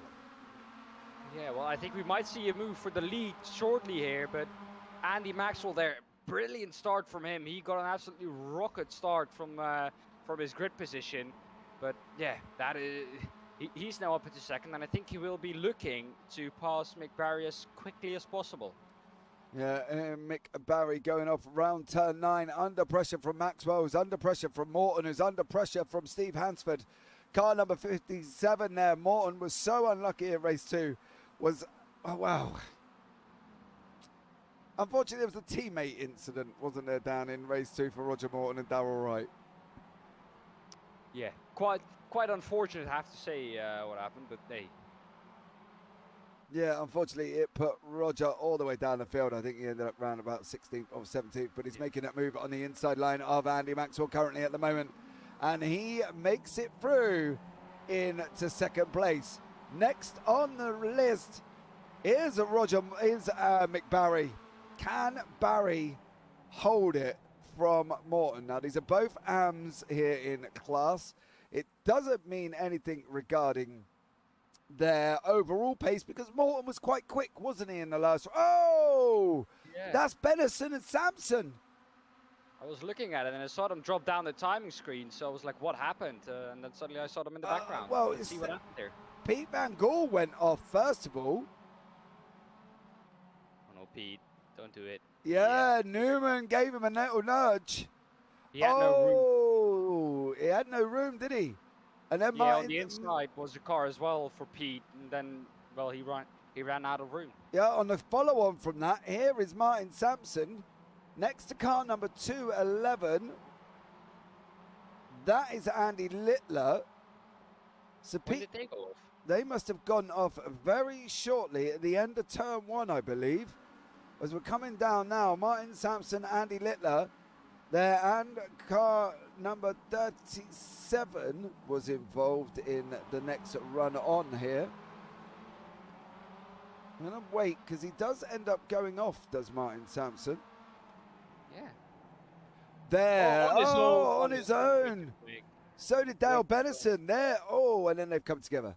Yeah, that is yeah, all on his own, Dale Benison as well. But Mick Barry is still out in front. Can he do it? Dropped down as well. Yeah, Hepford now is up into 4th place as they're going along. Daniel Hunt's just made the move over Elise Main, taking the inside line on the run up into 10. So Daniel Hunt is on a charge as well. Your current gainers are on the left-hand side. Hefford's up 9. Look at that. By the end of lap 2, Steve Hefford's up 9 places. Incredible. That's the end of lap 1. Coming towards the end of lap 2. Incredible. Morton's trying to come back on the inside into 11, though. No, doesn't make it stick. It's all on Mick Barry. We've seen these two before at Interlagos last season, Mr. Tyler Oldham, where Mick Barry led for the final, I think it was nearly on the final lap. And unfortunately, he lost it on the lap before, but then managed to hold on to it for the he got him back on the final corner on the run up the hill at Interlagos. Can he repeat this process? Can Mick Barry take the overall victory? And on that note, Steve Hefford goes No, Steve Evans goes through. Oh, Mick. I thought he was going to have it. Never Didn't mind. put up a fight. No, didn't put up a fight. But look at this group of cars. Look at Daniel Hunt. He is just sending it faster than a FedEx worker. I'll tell you that much.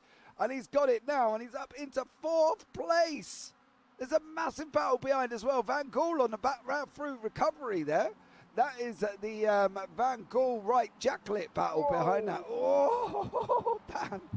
That got close. No room almost there for, I think that was Rolf Cullinan behind him, wasn't it?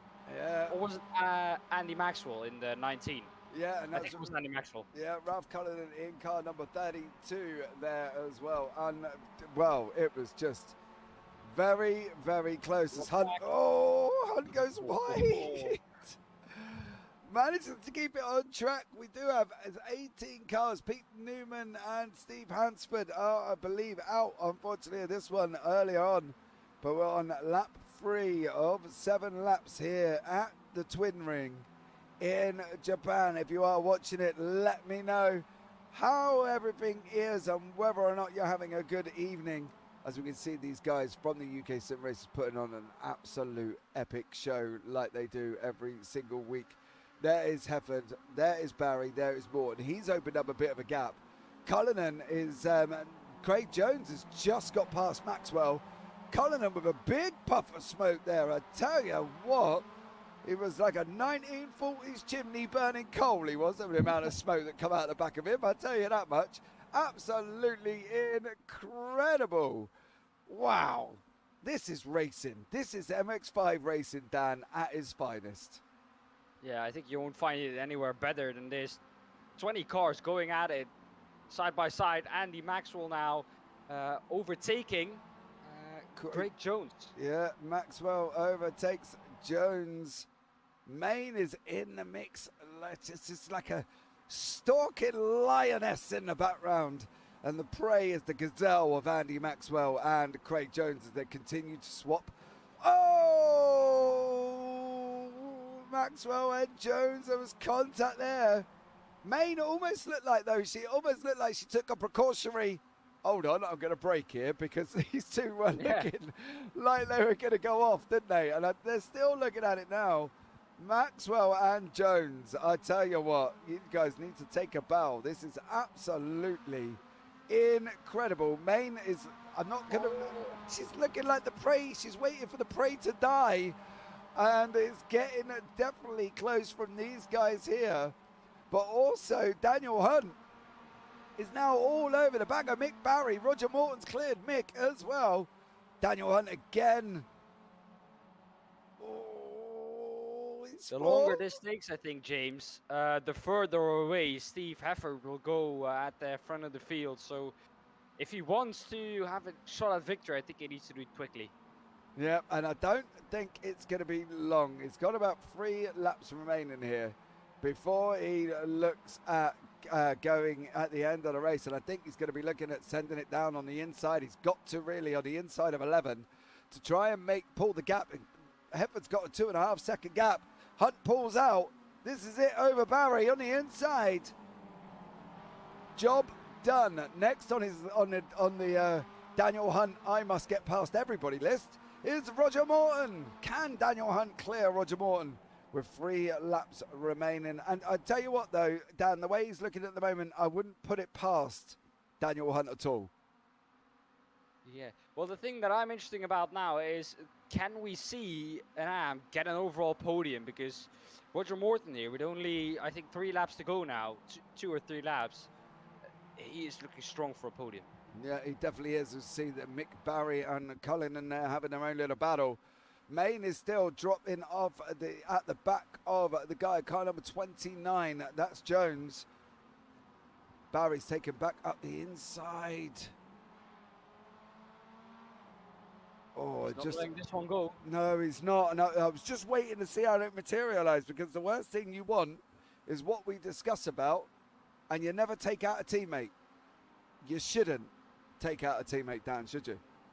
If you do, it's going to be an awkward meeting afterwards, and I don't think you want to have that as well. As I think we do see Big Barry going off. Can we see what happened? Yeah, I will find it right now, as if by magic.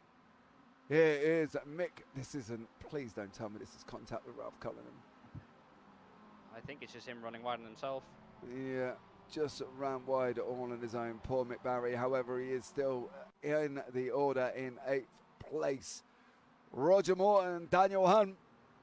Morton's got the inside line up into 10. Can he hold it? Is it coming around the hairpin? He's got to put it in a little bit deeper on Hunt to force Hunt wide. Oh, I don't know, Dan. What do we reckon going down into turn 11?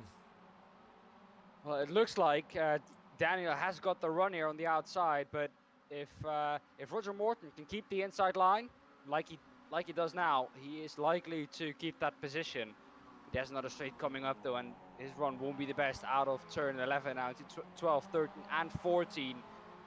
Out of victory corner, I think Daniel Hunt will be looking to set him up, or he can go past now into turn 12, 13, and 14 out of victory corner. He's on the inside. He now is on the better side into the next corner. I think if he can keep it there, he has it. Yeah, but we have seen people not afraid to go around the outside into turn 1. Roger Morton has got, he's got 32. He's got Ralph Cullinan. Can he hold on? Here on track to take this 3rd place. He's got Cullinan tucked up right behind him. Behind that is the Maxwell and Jones and Main. I would say it was a battle, but Main has been waiting her moment for them two to come some form of contact because they have been close. However, Cullinan now is climbing all over the back of Jones as they're heading down into turn 3. The left-hander. Oh, he's got him. He's got him. That puts Morton down into 4th with about 1 lap remaining. I thought he might have been able to do that. I really did think he might have been able to do that, Roger Morton.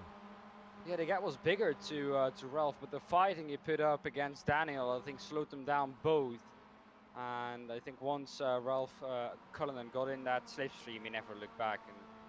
But maybe we can see Roger Morton fighting back, because he isn't dropping back from Ralph here. No, he isn't, and we have got a couple of nice long straights that will set Roger Morton up nicely here if he can hold on and make this.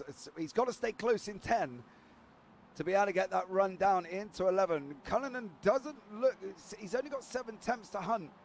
Morton's only got 3 attempts, so Morton's likely to pick up the draft. I don't think Cullinan is going to be within really draft range. He's not closing down, well, faster than Morton is closing down on the back of him.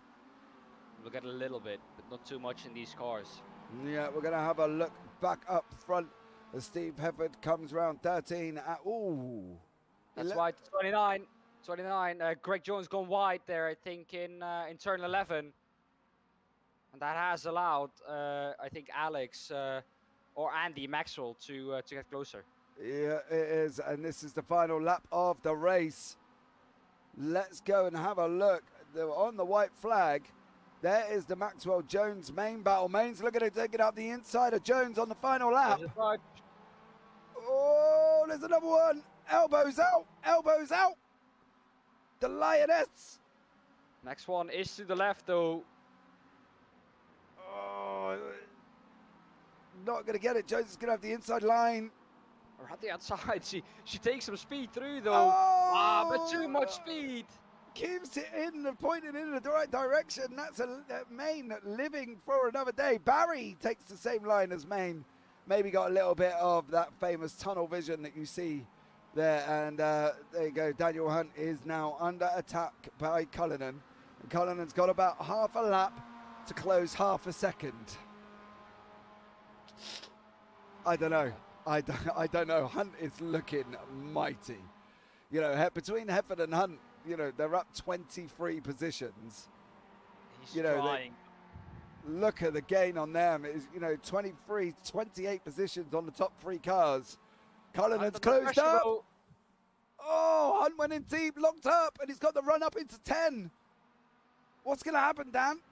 Morton's in there as well.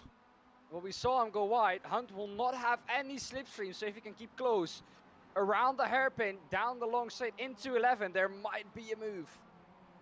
David Waters, welcome in. Hope you're well. Sitting here for the end of race 3.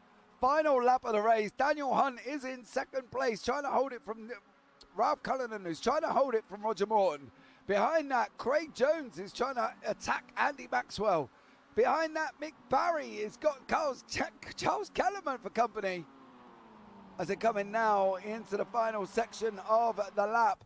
Here is Steve Hefford. He's going to go across the line and take first place here in race 3. Daniel Hunt in second.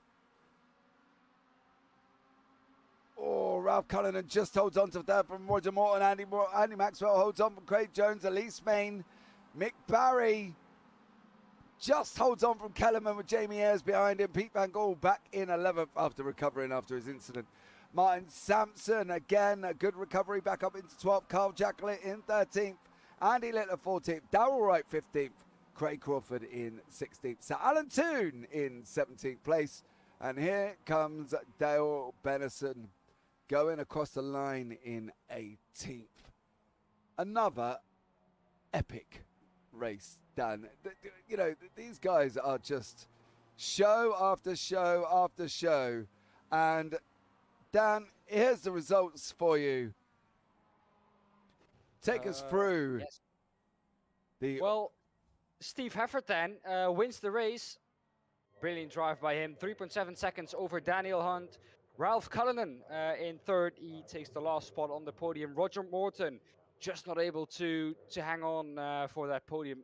Close though, but not quite close enough. Andy Maxwell in fifth. Craig Jones in sixth. Alice Main in seventh. Mick Barry in eighth. We saw that great drive from him, but sadly he dropped down 7 positions from pole position to P8. Still a great drive from him. P3 in the AM class.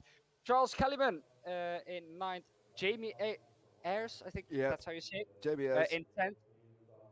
Pete Van Gaal in 11th. Could come back from him, I think, from absolutely last on the grid. Martin Sampson in 12th. 13th, Carl Jacklett. Andy... Help me. Andy Littler. Andy Littler in 14th. Darrell Wright in 15th. Greg Crawford in 16th. 17th, Sir Alan Toon. 18th, Dale Benison. And below that? Steve Hansford in 19th. We saw him go off in the beginning together with Pete Newman.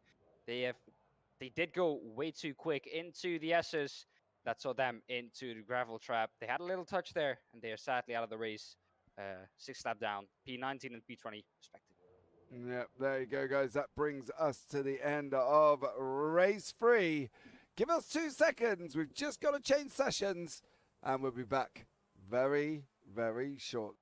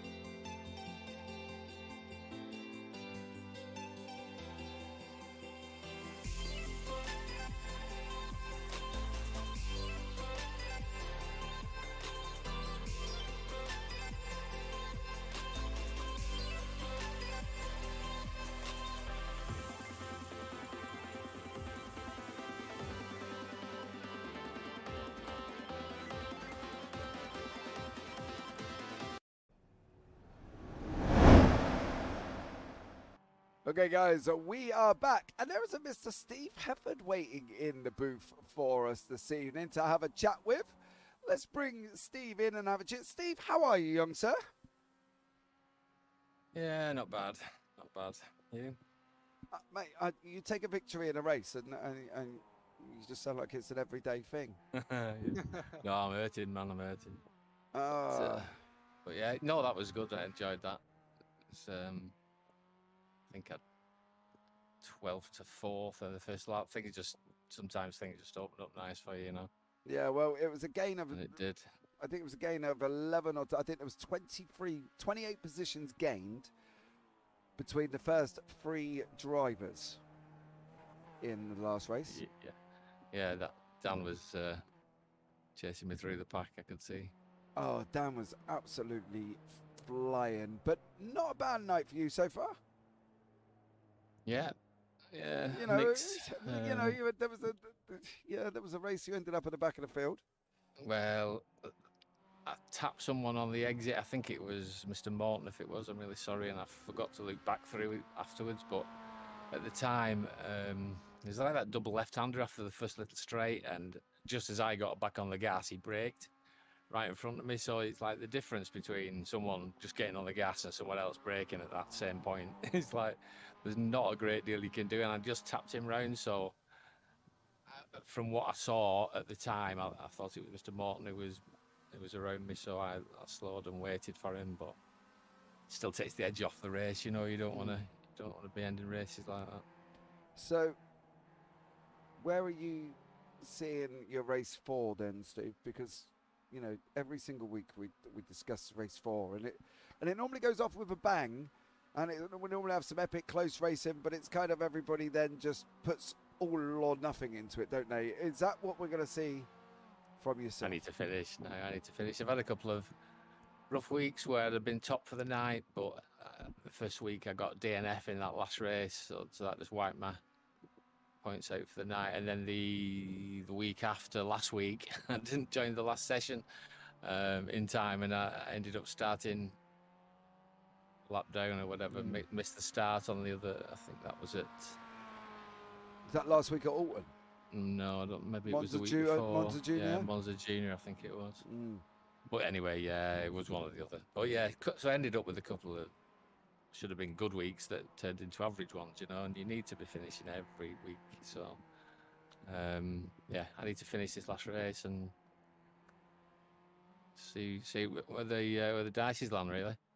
Are you shocked of this season's standings? Like, because it's, you know, they're not, apart from Pete Van Gaal, everybody else is kind of up their game a little bit, haven't they? You know, they've kind of jumped up a massive amount. You got Elise Spain at the top, you know, she's near the top as well. Are you sort of struggling yourself, or is everybody just sort of, you think, improved as such? Because, you know, Van Gaal, Kellerman, Jones, Main, Jacqueline, they're all above what I would perceive as the normal protagonists of yourself, Daniel Hunt, Pete Newman, Jamie Ayres. Yeah. It's just that's what happens when you get a couple of bad weeks, you know. That's why you've got to finish every race. Otherwise, yeah, you just end up down the grid kind of thing. So, you know, you're sitting down in 6th. It's not a bad start after 4 rounds. It's not the best. It could have been a lot better, given that, you know, I should have had 2 really good nights, and then they ended up being 2 average ones, kind of thing. So you just got to be there every week, doing the best you can, you know. I think that's what we discuss, don't we, every week. I think when we turn around and say you've just got to finish the 4. If you can finish the 4, and I think that's, you know, what sort of Charles has done, Craig has done, Elise Main's done. You know, they've been consistently finishing the races, which is obviously reflecting where they are in the championship standings. Yeah, isn't a couple of DNFs, that's it. Yeah, you're struggling again, you know. So you're on the back foot. Yeah, definitely on that one. Right, mate, we've got about a minute 20 left of practice. Thank you so much for joining me. I will put you back into the waiting room so you can rejoin your guys and have a good race 4. Cheers, buddy. Cheers. Cheers. So that kind of, Dan, emphasizes how important it is to finish every race, doesn't it? Because, as he says, he's down in 6th place currently in the championship. Yeah, exactly. It's not really important to finish every race. Of course, you don't get scored points when you're 2 laps down or more. So yeah, like you said, it's important to finish every race because once you slip down the order, it's very difficult to make those points back up. Yeah, it definitely is. As we're coming into 35, I was going to say 35 minutes then. That would have been a bit of a shocker for everybody in YouTube going, James, 35 minutes of practice? No, you got about 25 seconds now. So you got enough time to go and grab a cup of tea, sit back, relax, get your popcorn, get your drinks, and enjoy the next 15 minutes of races. Because trust me, once this goes off, you are not going to want to miss it, because it is an absolute incredible league. And for the next 15 minutes, guys, trust me, it's going to be absolutely incredible. So we're just going to wait for the results to come through. I will give you a quick speed read of the grid because it is race 4. Right, here we go. They are waiting for them to tick through. Right, Darrell Wright, it leads us off this time. Andy Littler in 2nd place. Carl Jaggelet in 3rd. Martin Sampson 4th. Pete Van Gool in 5th. Jamie Ayres in 6th. Charles Kellerman 7th. Mick Barry in 8th. Elise Main down in 9th. Craig Jones in 10th. Andy Maxwell 11th. Roger Morton in 12th. Ralph Cullen in 13th. Daniel Hunt 14th. Steve Everett down in 15th. Craig Crawford 16th. Sir Alan Toon in 17th. And Dale Bennison there rounds out the top 18. So 18 cars on track, and Darrell is leading us away for the final race of the evening, guys. Thank you so much again for joining us. Don't forget, subscribe, thumbs up, and turn on the bells. It's all about the bells. So here we go now, guys. We are ready to go. And away we go for race 4. Darrell Wright jumps off the line, gets an absolute flyer, manages to hold on. Currently from the inside of car number 211, that is Andy Littler, and car number 42, Carl Jaggelet. As these guys race around turn 1, Jaggelet is looking to get the inside line. Doesn't manage it this time for turn 3. As he races down now, Dan, that's better. 18 cars, no issues. Yeah, well, also someone who had a flyer over start, Pete Van Gool in P3 at the moment. He got a flyer of his grid place, and now up into P2, down the inside of Carl Jaggelet. Yeah, Carl Jaggelet there as well. Into 3rd place. Martin Sampson climbing all over him with Jamie Ayres looking back as well. Van Gool is up 3, Ayres is up 2. Sampson down 1, Main's up 3, Jones is up 3. Cullinan up 2. Mr. Hefford, who jumped in and had a chat with us earlier on, currently in 15th place. Got to be looking at trying to make moves, as I said, but he's also got to try and pick his battles smartly because he needs to finish. That is what he said. His words. He needs to finish, and that shows the importance of completing 4 races, because that's a lot of points that these guys will lose by getting a DNF, Dan. Yeah, well, like we said, it's 100 points for a win, which is quite a lot, and it goes down from there all the way, I think, to P30 or something. We see now around the outside that is Jamie Ayres, I think that is, Jamie Ayres. around the outside of Carl Jaggelet. Yep, so we've got Van Gool with the white roll bar, Jamie Ayres with the black one, and Steve Hefford in the bright yellow roll bar. Steve is making moves. There he is, tucked up currently behind Roger Morton. So they're going to resume their battle from the evening as they're looking up the inside line. Hefford, he is P1. Yeah, he is looking precautionary, Hefford, and that's Van Gool, as we said, up into P1. We'll show you how that one happened. No, go back, because there is Darrell Wright going down the order faster than an elevator at Trump Towers. I'll tell you that much. He's dropped all the way back down to 18th place, and that was between Darrell Wright and Carl Jaggelet. There is Darrell there. He goes through 13 and 14, comes around the last corner. On his own? I don't know. Maybe a little bit of a touch before the corner, but it looked like the initial spin was on his own. Yeah, I think there, did Jacqueline, unfortunately, may have made contact. No, I don't think. yes. Yes. But then again, was he helped by Mr. Ayres? That is the question on everybody's lips. So let's have a look from the cockpit of Jamie Ayres. Did he make contact with Carl Jacqueline? No. Jacqueline looked like he was already on his way, didn't it, Dan? He looked like Jacqueline was going around completely on his own. Yeah, well, I think they all had a little bit of a slide there. Tires still cold on lap 1. But yeah, both, I think, spinning on their own and then getting helped in the end of it. Yeah, it looked like that. Darrell Wright went round first. Carl Jacqueline followed him. Ayres unfortunately went into the back after that. Now, Andy Maxwell, while we was looking at that, Charles Kellerman has had his own little flurry. Car number 67 there from the optical green. Daniel Hunt on the inside. Steve Hefford on that. They are 3 wide. Oh.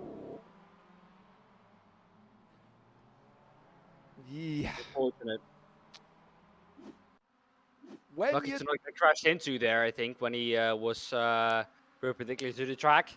And the problem is when you're going 3 wide into any corner, it's a jeopardy, let alone that one. Yeah. Yeah. Well, the one I want to point on now is Alice Main. She's in P4. She really has had an upwards evening. She started, I think, with the race finishing at P16. Yep. Then P10. Last race P7 or something. And now she's up into P4. Yeah, Elise Main up currently 5 on her grid slot there.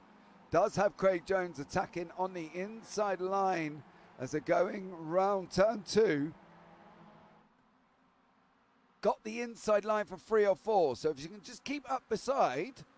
She does have the run. Yes, does have the run as well. Look like got better exit. It's going to hold on to the position there. So that's excellent work from Elise Main, but for how long? Because Craig Jones is looking rather racy here in 5th place down. Now everybody in the top 8 has gained positions. The first loss is Mick Barry. He's down 1. But below that, Andy Littler down 9, Jacqueline 9, Wright down 16, Kellerman down 11. So there's a lot of spots lost at the bottom order of the field.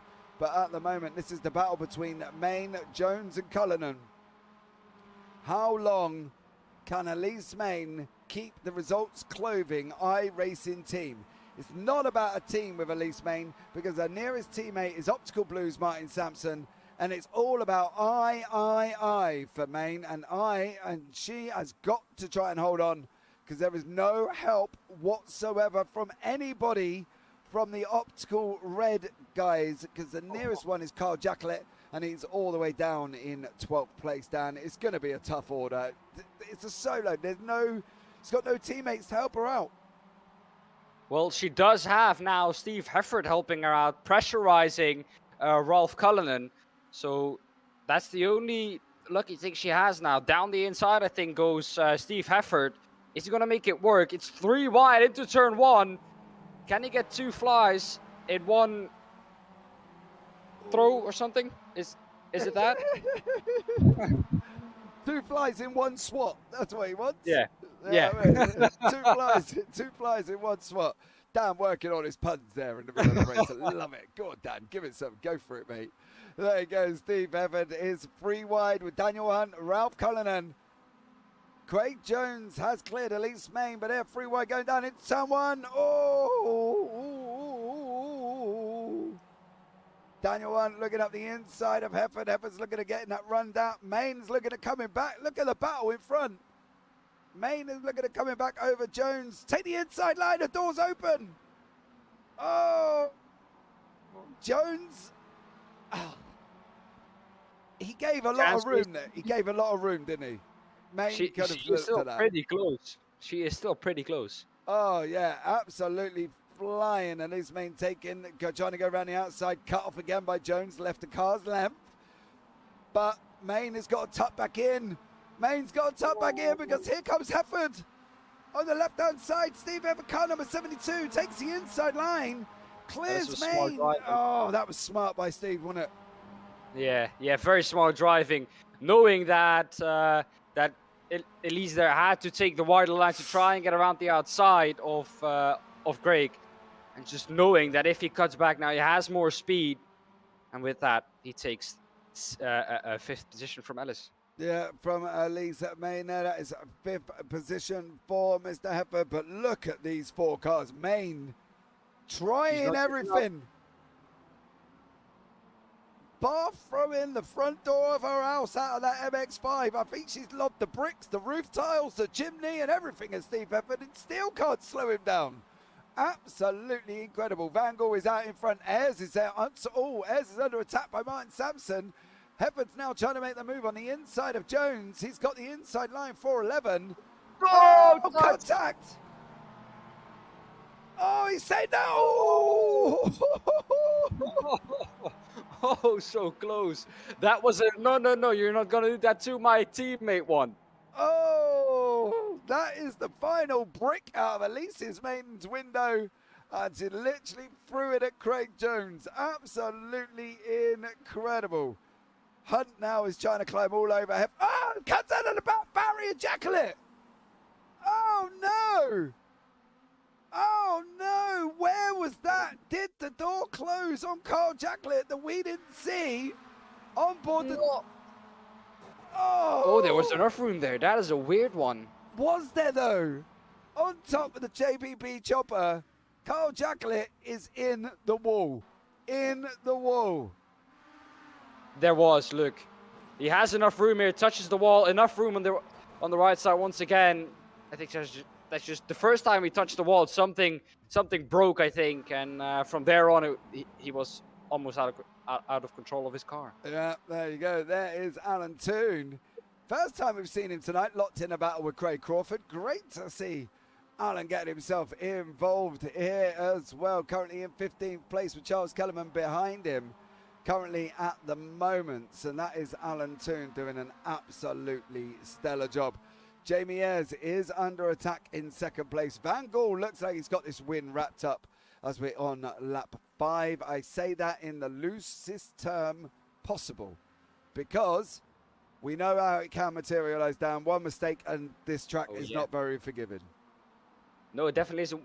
You can easily lose 3.7, which is the gap that he has now, by going wide into turn 1 or just any turn. If you get on the grass, you lose time so easy.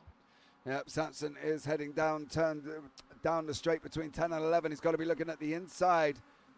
He's got 2 laps to make this move, and we're on lap 11. Steve Hefford, however, is under attack as well. They ever close in, gain in 9 positions. Daniel Huntley, 20 position gained between these 2 drivers. And I don't think how big of a significance you see that as in a field of this class is absolutely incredible. As we see Daniel Hunt going wide, he keeps it out of the wall. Oh, Craig Jones come back through though. Can Main capitalize on that? No, I think so. Don't think too far back. Yeah, too far back down on that time. Too far back, but that's Hunt down a position now. He's got to get past Craig Jones again.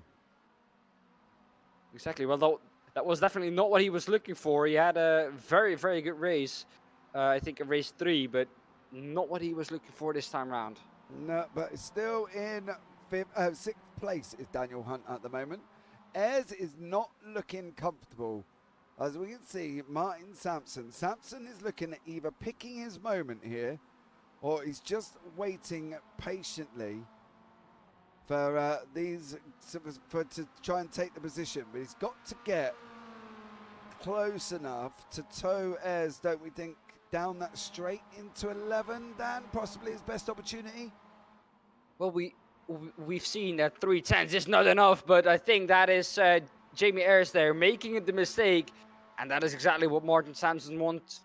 And now he can get closer into the hairpin. We first have the left-handed to go. This is the V corner. Of course, it's shaped like a V, as everyone sees. But now down to the hairpin, then can he get the run? He forces him to go really narrow. That will compromise his exit. That is exactly what Sampson wants here. He is close enough, I think, within 1.5 tenths now, and that move is definitely on into turn 11. All right, here they go, guys. The gap is closing 0.08146. It's going down. It's dropping down. Sampson's on the left. He's making a move into turn 11. That is Sampson up into... Oh, contact! Oh, Contact Sampson and Ayres. He manages to... Sampson manages to keep it on track, but that is Jamie Ayres down into third. And that was an incredible drive from Sampson there to get that position. Now all he's got to do is hold it for a lap as we enter into the final lap. That itself is a different prospect when you've got Jamie Ayres behind him. Daniel Hunt, however, has got Craig Jones in front, and he's trying to close him down with Elise Main. So these guys are even closer as we go on board with Hunt. That is Craig Jones from the Results Clothing iRacing team. As you can see there, but the bigger result he's got on his back as we're heading down into turn 3 and 4. Is Ayres going to be looking at trying to make this move? He's not close enough this time around. He's got a little short, sharp, straight up into turn 5. It's not Daan. He's just not close enough, is he? Yeah, well, interesting to see a very different approach there from Bro Craig and Daniel. Of course, Daniel opting for the tighter line, but Craig opting for the wider line to get a good exit out on that straight, and that definitely worked. Yeah, it definitely did. Here is Van Gogh. He is leading out in front.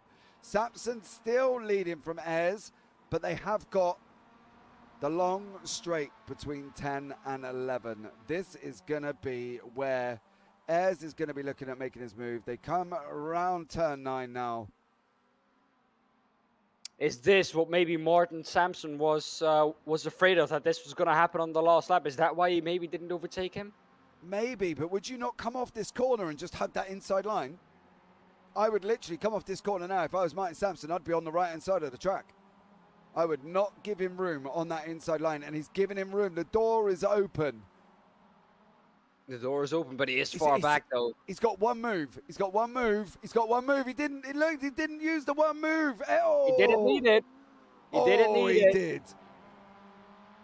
If Ayres there sent it, that would have been a job done.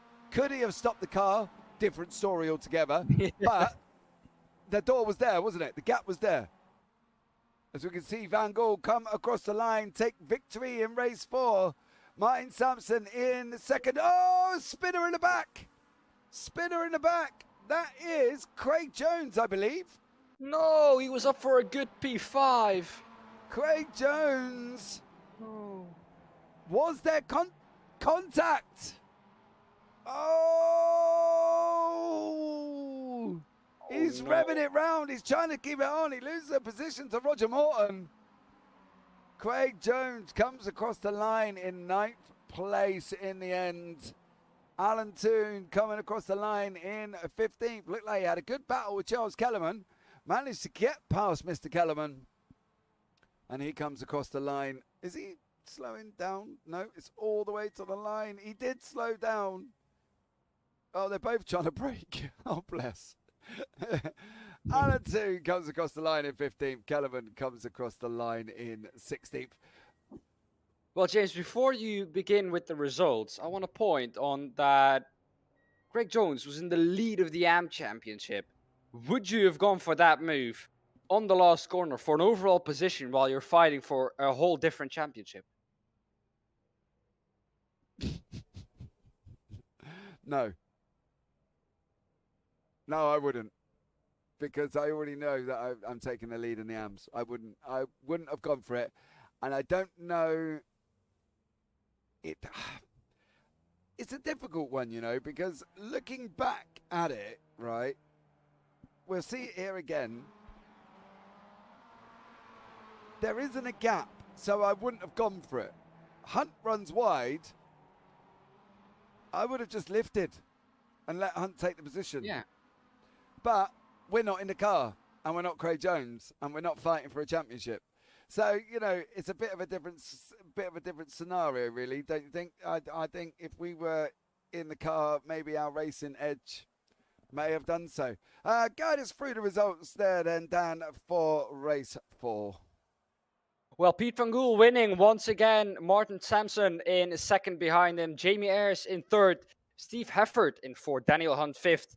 Sixth, Alice Main. Seventh, Rolf Cullinan. Eighth, winning the AM class in the last corner there. Roger Morton. Craig Jones. We saw that spin from him in the last corner, which sadly demoted him down to P2 in the AM class and P9 overall. Mick Barry in P10. Andy Maxwell, P11.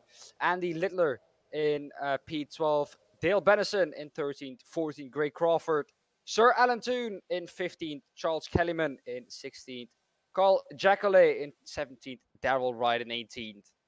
Yeah, that round out, there's only one below that, and that is... No, Darrell Wright is actually the last. He is the last man remaining. So,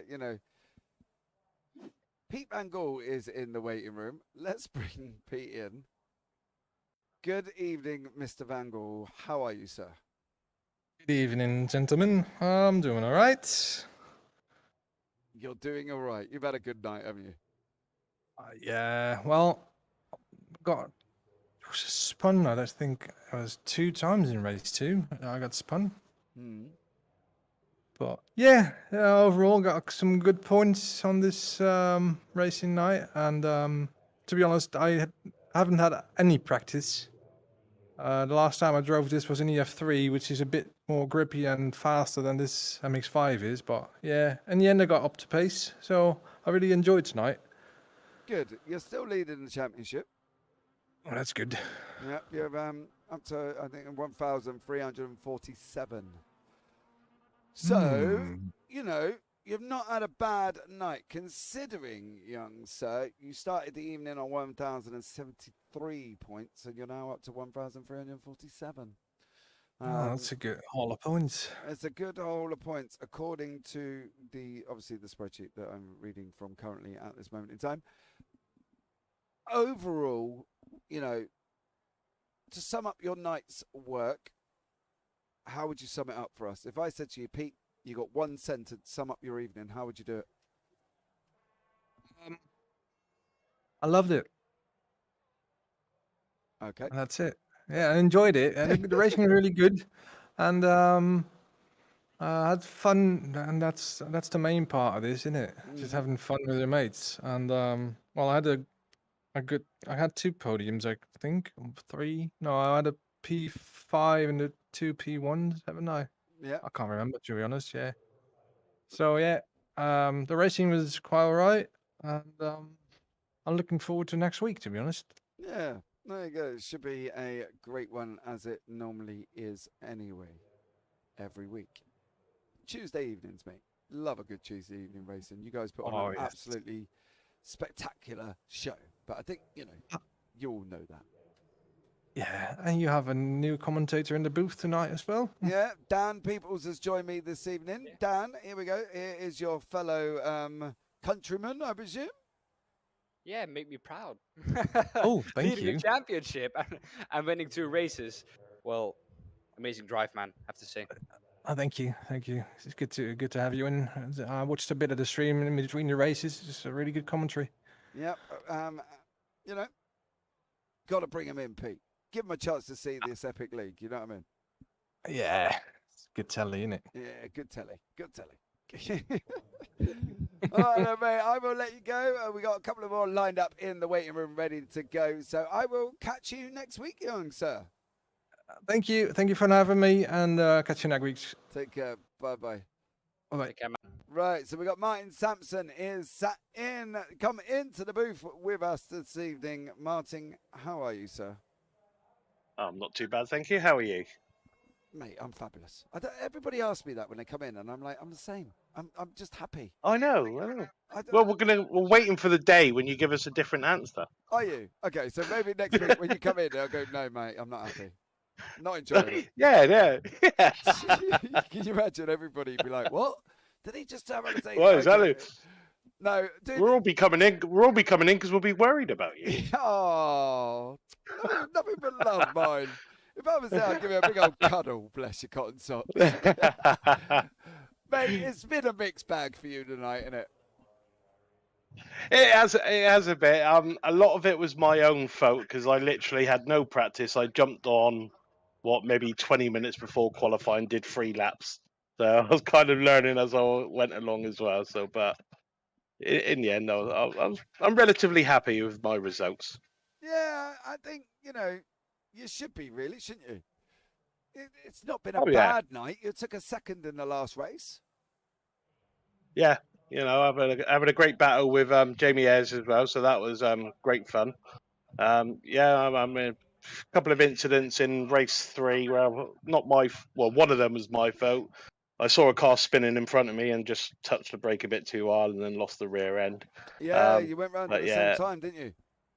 yeah. I think So it was you and and he was probably. Dale Bennison ended up in the I gravel think truck. it was Dale Bennison. Yeah, I just saw him spinning, and then I just pressed that brake a little bit too hard, and of course, with those sequence of corners anyway, they're horrible. So you get out of whack, and just one little bit, you're a goner. You just didn't want him to feel lonely, mate, spinning on his own, did you? No. I just wanted, I wanted to see it. It's not just him that can do it. I can do it just as well as he can. Oh dear. So we go on to next week, young sir. Are you looking forward to next week? If I knew where we were next week, I Do could. you not know where you are? No, I don't. I hardly know until I join the session. You. I never look. I never look. I never look. Normally, if I'm at home on a Friday on Sir Alan Toon's Friday frolics, and then I'll know what we're doing Tuesday. But if I'm not on there, I ain't got a clue until I turn up on the you're day. going to Summit Point, mate. You were at Summit Point. Oh well, we all should know that one. I mean, everybody who's driven a MX5 on iRacing knows Summit Point like the back of their hand, anyway. So Yeah, it does. It does. I'm off to my own little league race tomorrow, mate. I'm going off to venturing off the round the track of Knock Hill. oh, nice. Mm. I love Knock Hill. Great track. Yeah, it's not been too bad, mate. We're doing low 56s, 56.6s, 60. So I'm not too far off there. So yeah. No, so, that's good. Yeah, I'm venturing off there, but we're off to Summit Point. So you got to love that one, and I'm sure you'll have a great time, won't you? Definitely. We always have a great time. Yeah, Always do. absolutely, mate. Right, well, I'll let you go because Andy Littler is sat there waiting patiently for me, bless him. And I shall catch you next week, young sir. Yep. Thank you very much, James. Take it easy. Take care, mate. Bye. Bye-bye. Right, let's bring in Mr. Andy Littler, who sat patiently in the booth, in the waiting room, waiting for me to stop talking, which is always a mission. But Andy, how are you, sir? I'm very well, James. Thank you. How are you? I'm fine, mate. I'm fine. I'm really good, dude. I love a good Tuesday evening racing with you guys. It's absolutely incredible. Yeah. How's your evening overall? How would you sum up your evening? Probably the best I've driven for all the time I've been with these guys, I think, really. Yeah, I enjoyed it. It was massive fun. Well, now here's a little prop, and to big you up at the moment is if I'm looking at these scores correctly that have already gone in, you are currently sitting above Pete Newman in the championship. Wow. I don't think that'll last forever. No, the guy's so quick and talented, but yeah, I'll take that. Yeah, just enjoy it, mate. It's not going to Yeah. change for a week, mate. So you're going to be up there for at least 7 days. Yeah, true. You know what I mean? I think that's absolutely an incredible feat. It's a weird one, because the AMS Championship is really close as well. And do we think consistency is the key to getting through the night, isn't it? You've got to finish the 4 races.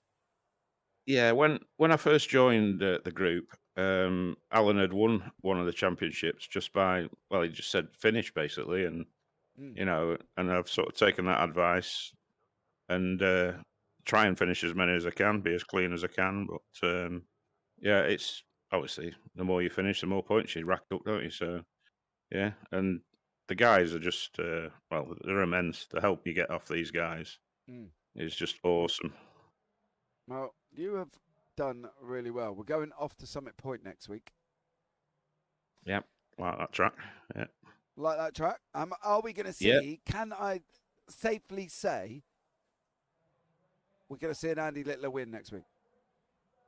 I'd love for the answer to that to be yes, James, but I'm a realist, so probably not, mate. Oh, okay, mate. Well, I'll be fighting as hard as I can up there, but yeah. If I tell you what, though, mate, the only thing I would love to see is if you start on pole, I literally want you to defend harder than a Jose Mourinho football team, mate. I want to see it. Yeah. Andy, I want you to go for it and just defend, Yeah. defend, inside line every corner. What do you reckon? I'll go for that, yeah. It's a bit easier. My first week in VR this week as well, so Ooh, it's a bit how's that easy to going? see where people loved it. Absolutely loved it. How's the feeling I've with been it, on- though? Because people have been telling me that you get a slight queasy vomiting feeling. No, that's usually from too much beer, not Oh, okay. VR. That's where I'm going wrong there, mate. That's the problem. You know what I mean? I mean, that's where my issue is. Now, obviously, I wear glasses as well. So what's it like? I don't know. Do you wear glasses? I do for reading and things, but I find it fine in this, and I suffered quite a traumatic eye injury. I got a nail in my right eye, Ooh. and ended up Ouch. having to have a lens transplant. So it actually is a lot better with the VR on than it is looking at a single screen. It's I've got a bit more clarity with it, so it's good in that way. Oh. Right. Wow. Yeah. Absolutely incredible. World's best MX5 league. That's what Charles just put in chat. What do you reckon? I've got absolutely no doubt with that being the credit that should be given to this league, because like I say, I joined them 2 years ago, and from the minute I joined, I've been welcomed, I've been helped. The result guys are just on a different planet of being awesome people. It's just amazing, but I'm sure it's the same when you're in optical or Momo. You know, the camaraderie is just beyond anything I ever thought I would find. Other than I've played sport all my life, cricket, football, rugby, and it's on a par with them, if not better. Well, and yeah, I have to agree with you. I've loved what we're up to now, season and a half, near enough, broadcasting hit this league, and it's been absolutely incredible, and I've loved every single minute of it, mate. So I think, we're all in the same boat. yep. I do continuously tell everybody that you will not see better racing than what you watch on a Tuesday evening here. So there you go. But there you go, Andy. It's time for me to jump off and go and get myself tucked up snugly into bed, no doubt. So we will see you next week in Summit Point. Okay, thanks, James, and thanks to you and your team. You're doing a great job. Thank you very Brilliant. much. And we'll see you later. See you now. Bye. Right, let's bring Dan back into the booth for the final words of the evening. Dan? Yes. Oh, good you're evening. still back. You're just listening we to are. me chatting, weren't we? You know what I mean? That's see literally. my interviews, Dan, are not really interviews. We just sit and have a good old chin wag before we then decide that actually I better stop talking and get the next one in. You know what I mean? Slight problem. Never mind. It always comes out. I feel like somebody who's going to run around my chair one day with a piece of gaffer tape and just stick it over my mouth because I talk that much. But anyway, Dan, how's your evening been in the booth with me? Oh man, I have to say I enjoyed this so much. The racing we've seen, I've never seen it anywhere. It's so close, and I think that is just also a thing with these MX5s, but also just the way this league is run. It's I had an absolutely amazing evening. Yep, so we've got Charles Gay coming in chat. So Alan loving his new equipment, which is good. I'm glad Alan Toon was on track this week. I think it's absolutely amazing. And then he says, good night, all. Bedtime for him too. So we're going to go and say good night to Mr. Charles Kellerman. Right. Right, guys, that is it from me this evening. Thank you so much, as always, for joining myself and Dan in the booth. And as Dan said, it's absolutely amazing time. Now, guys, all that's left for me to say, as always, you'll take care. Have a great week. And you never know, if you're down at my IR of 1600, I might see you on the track sometime. Good night.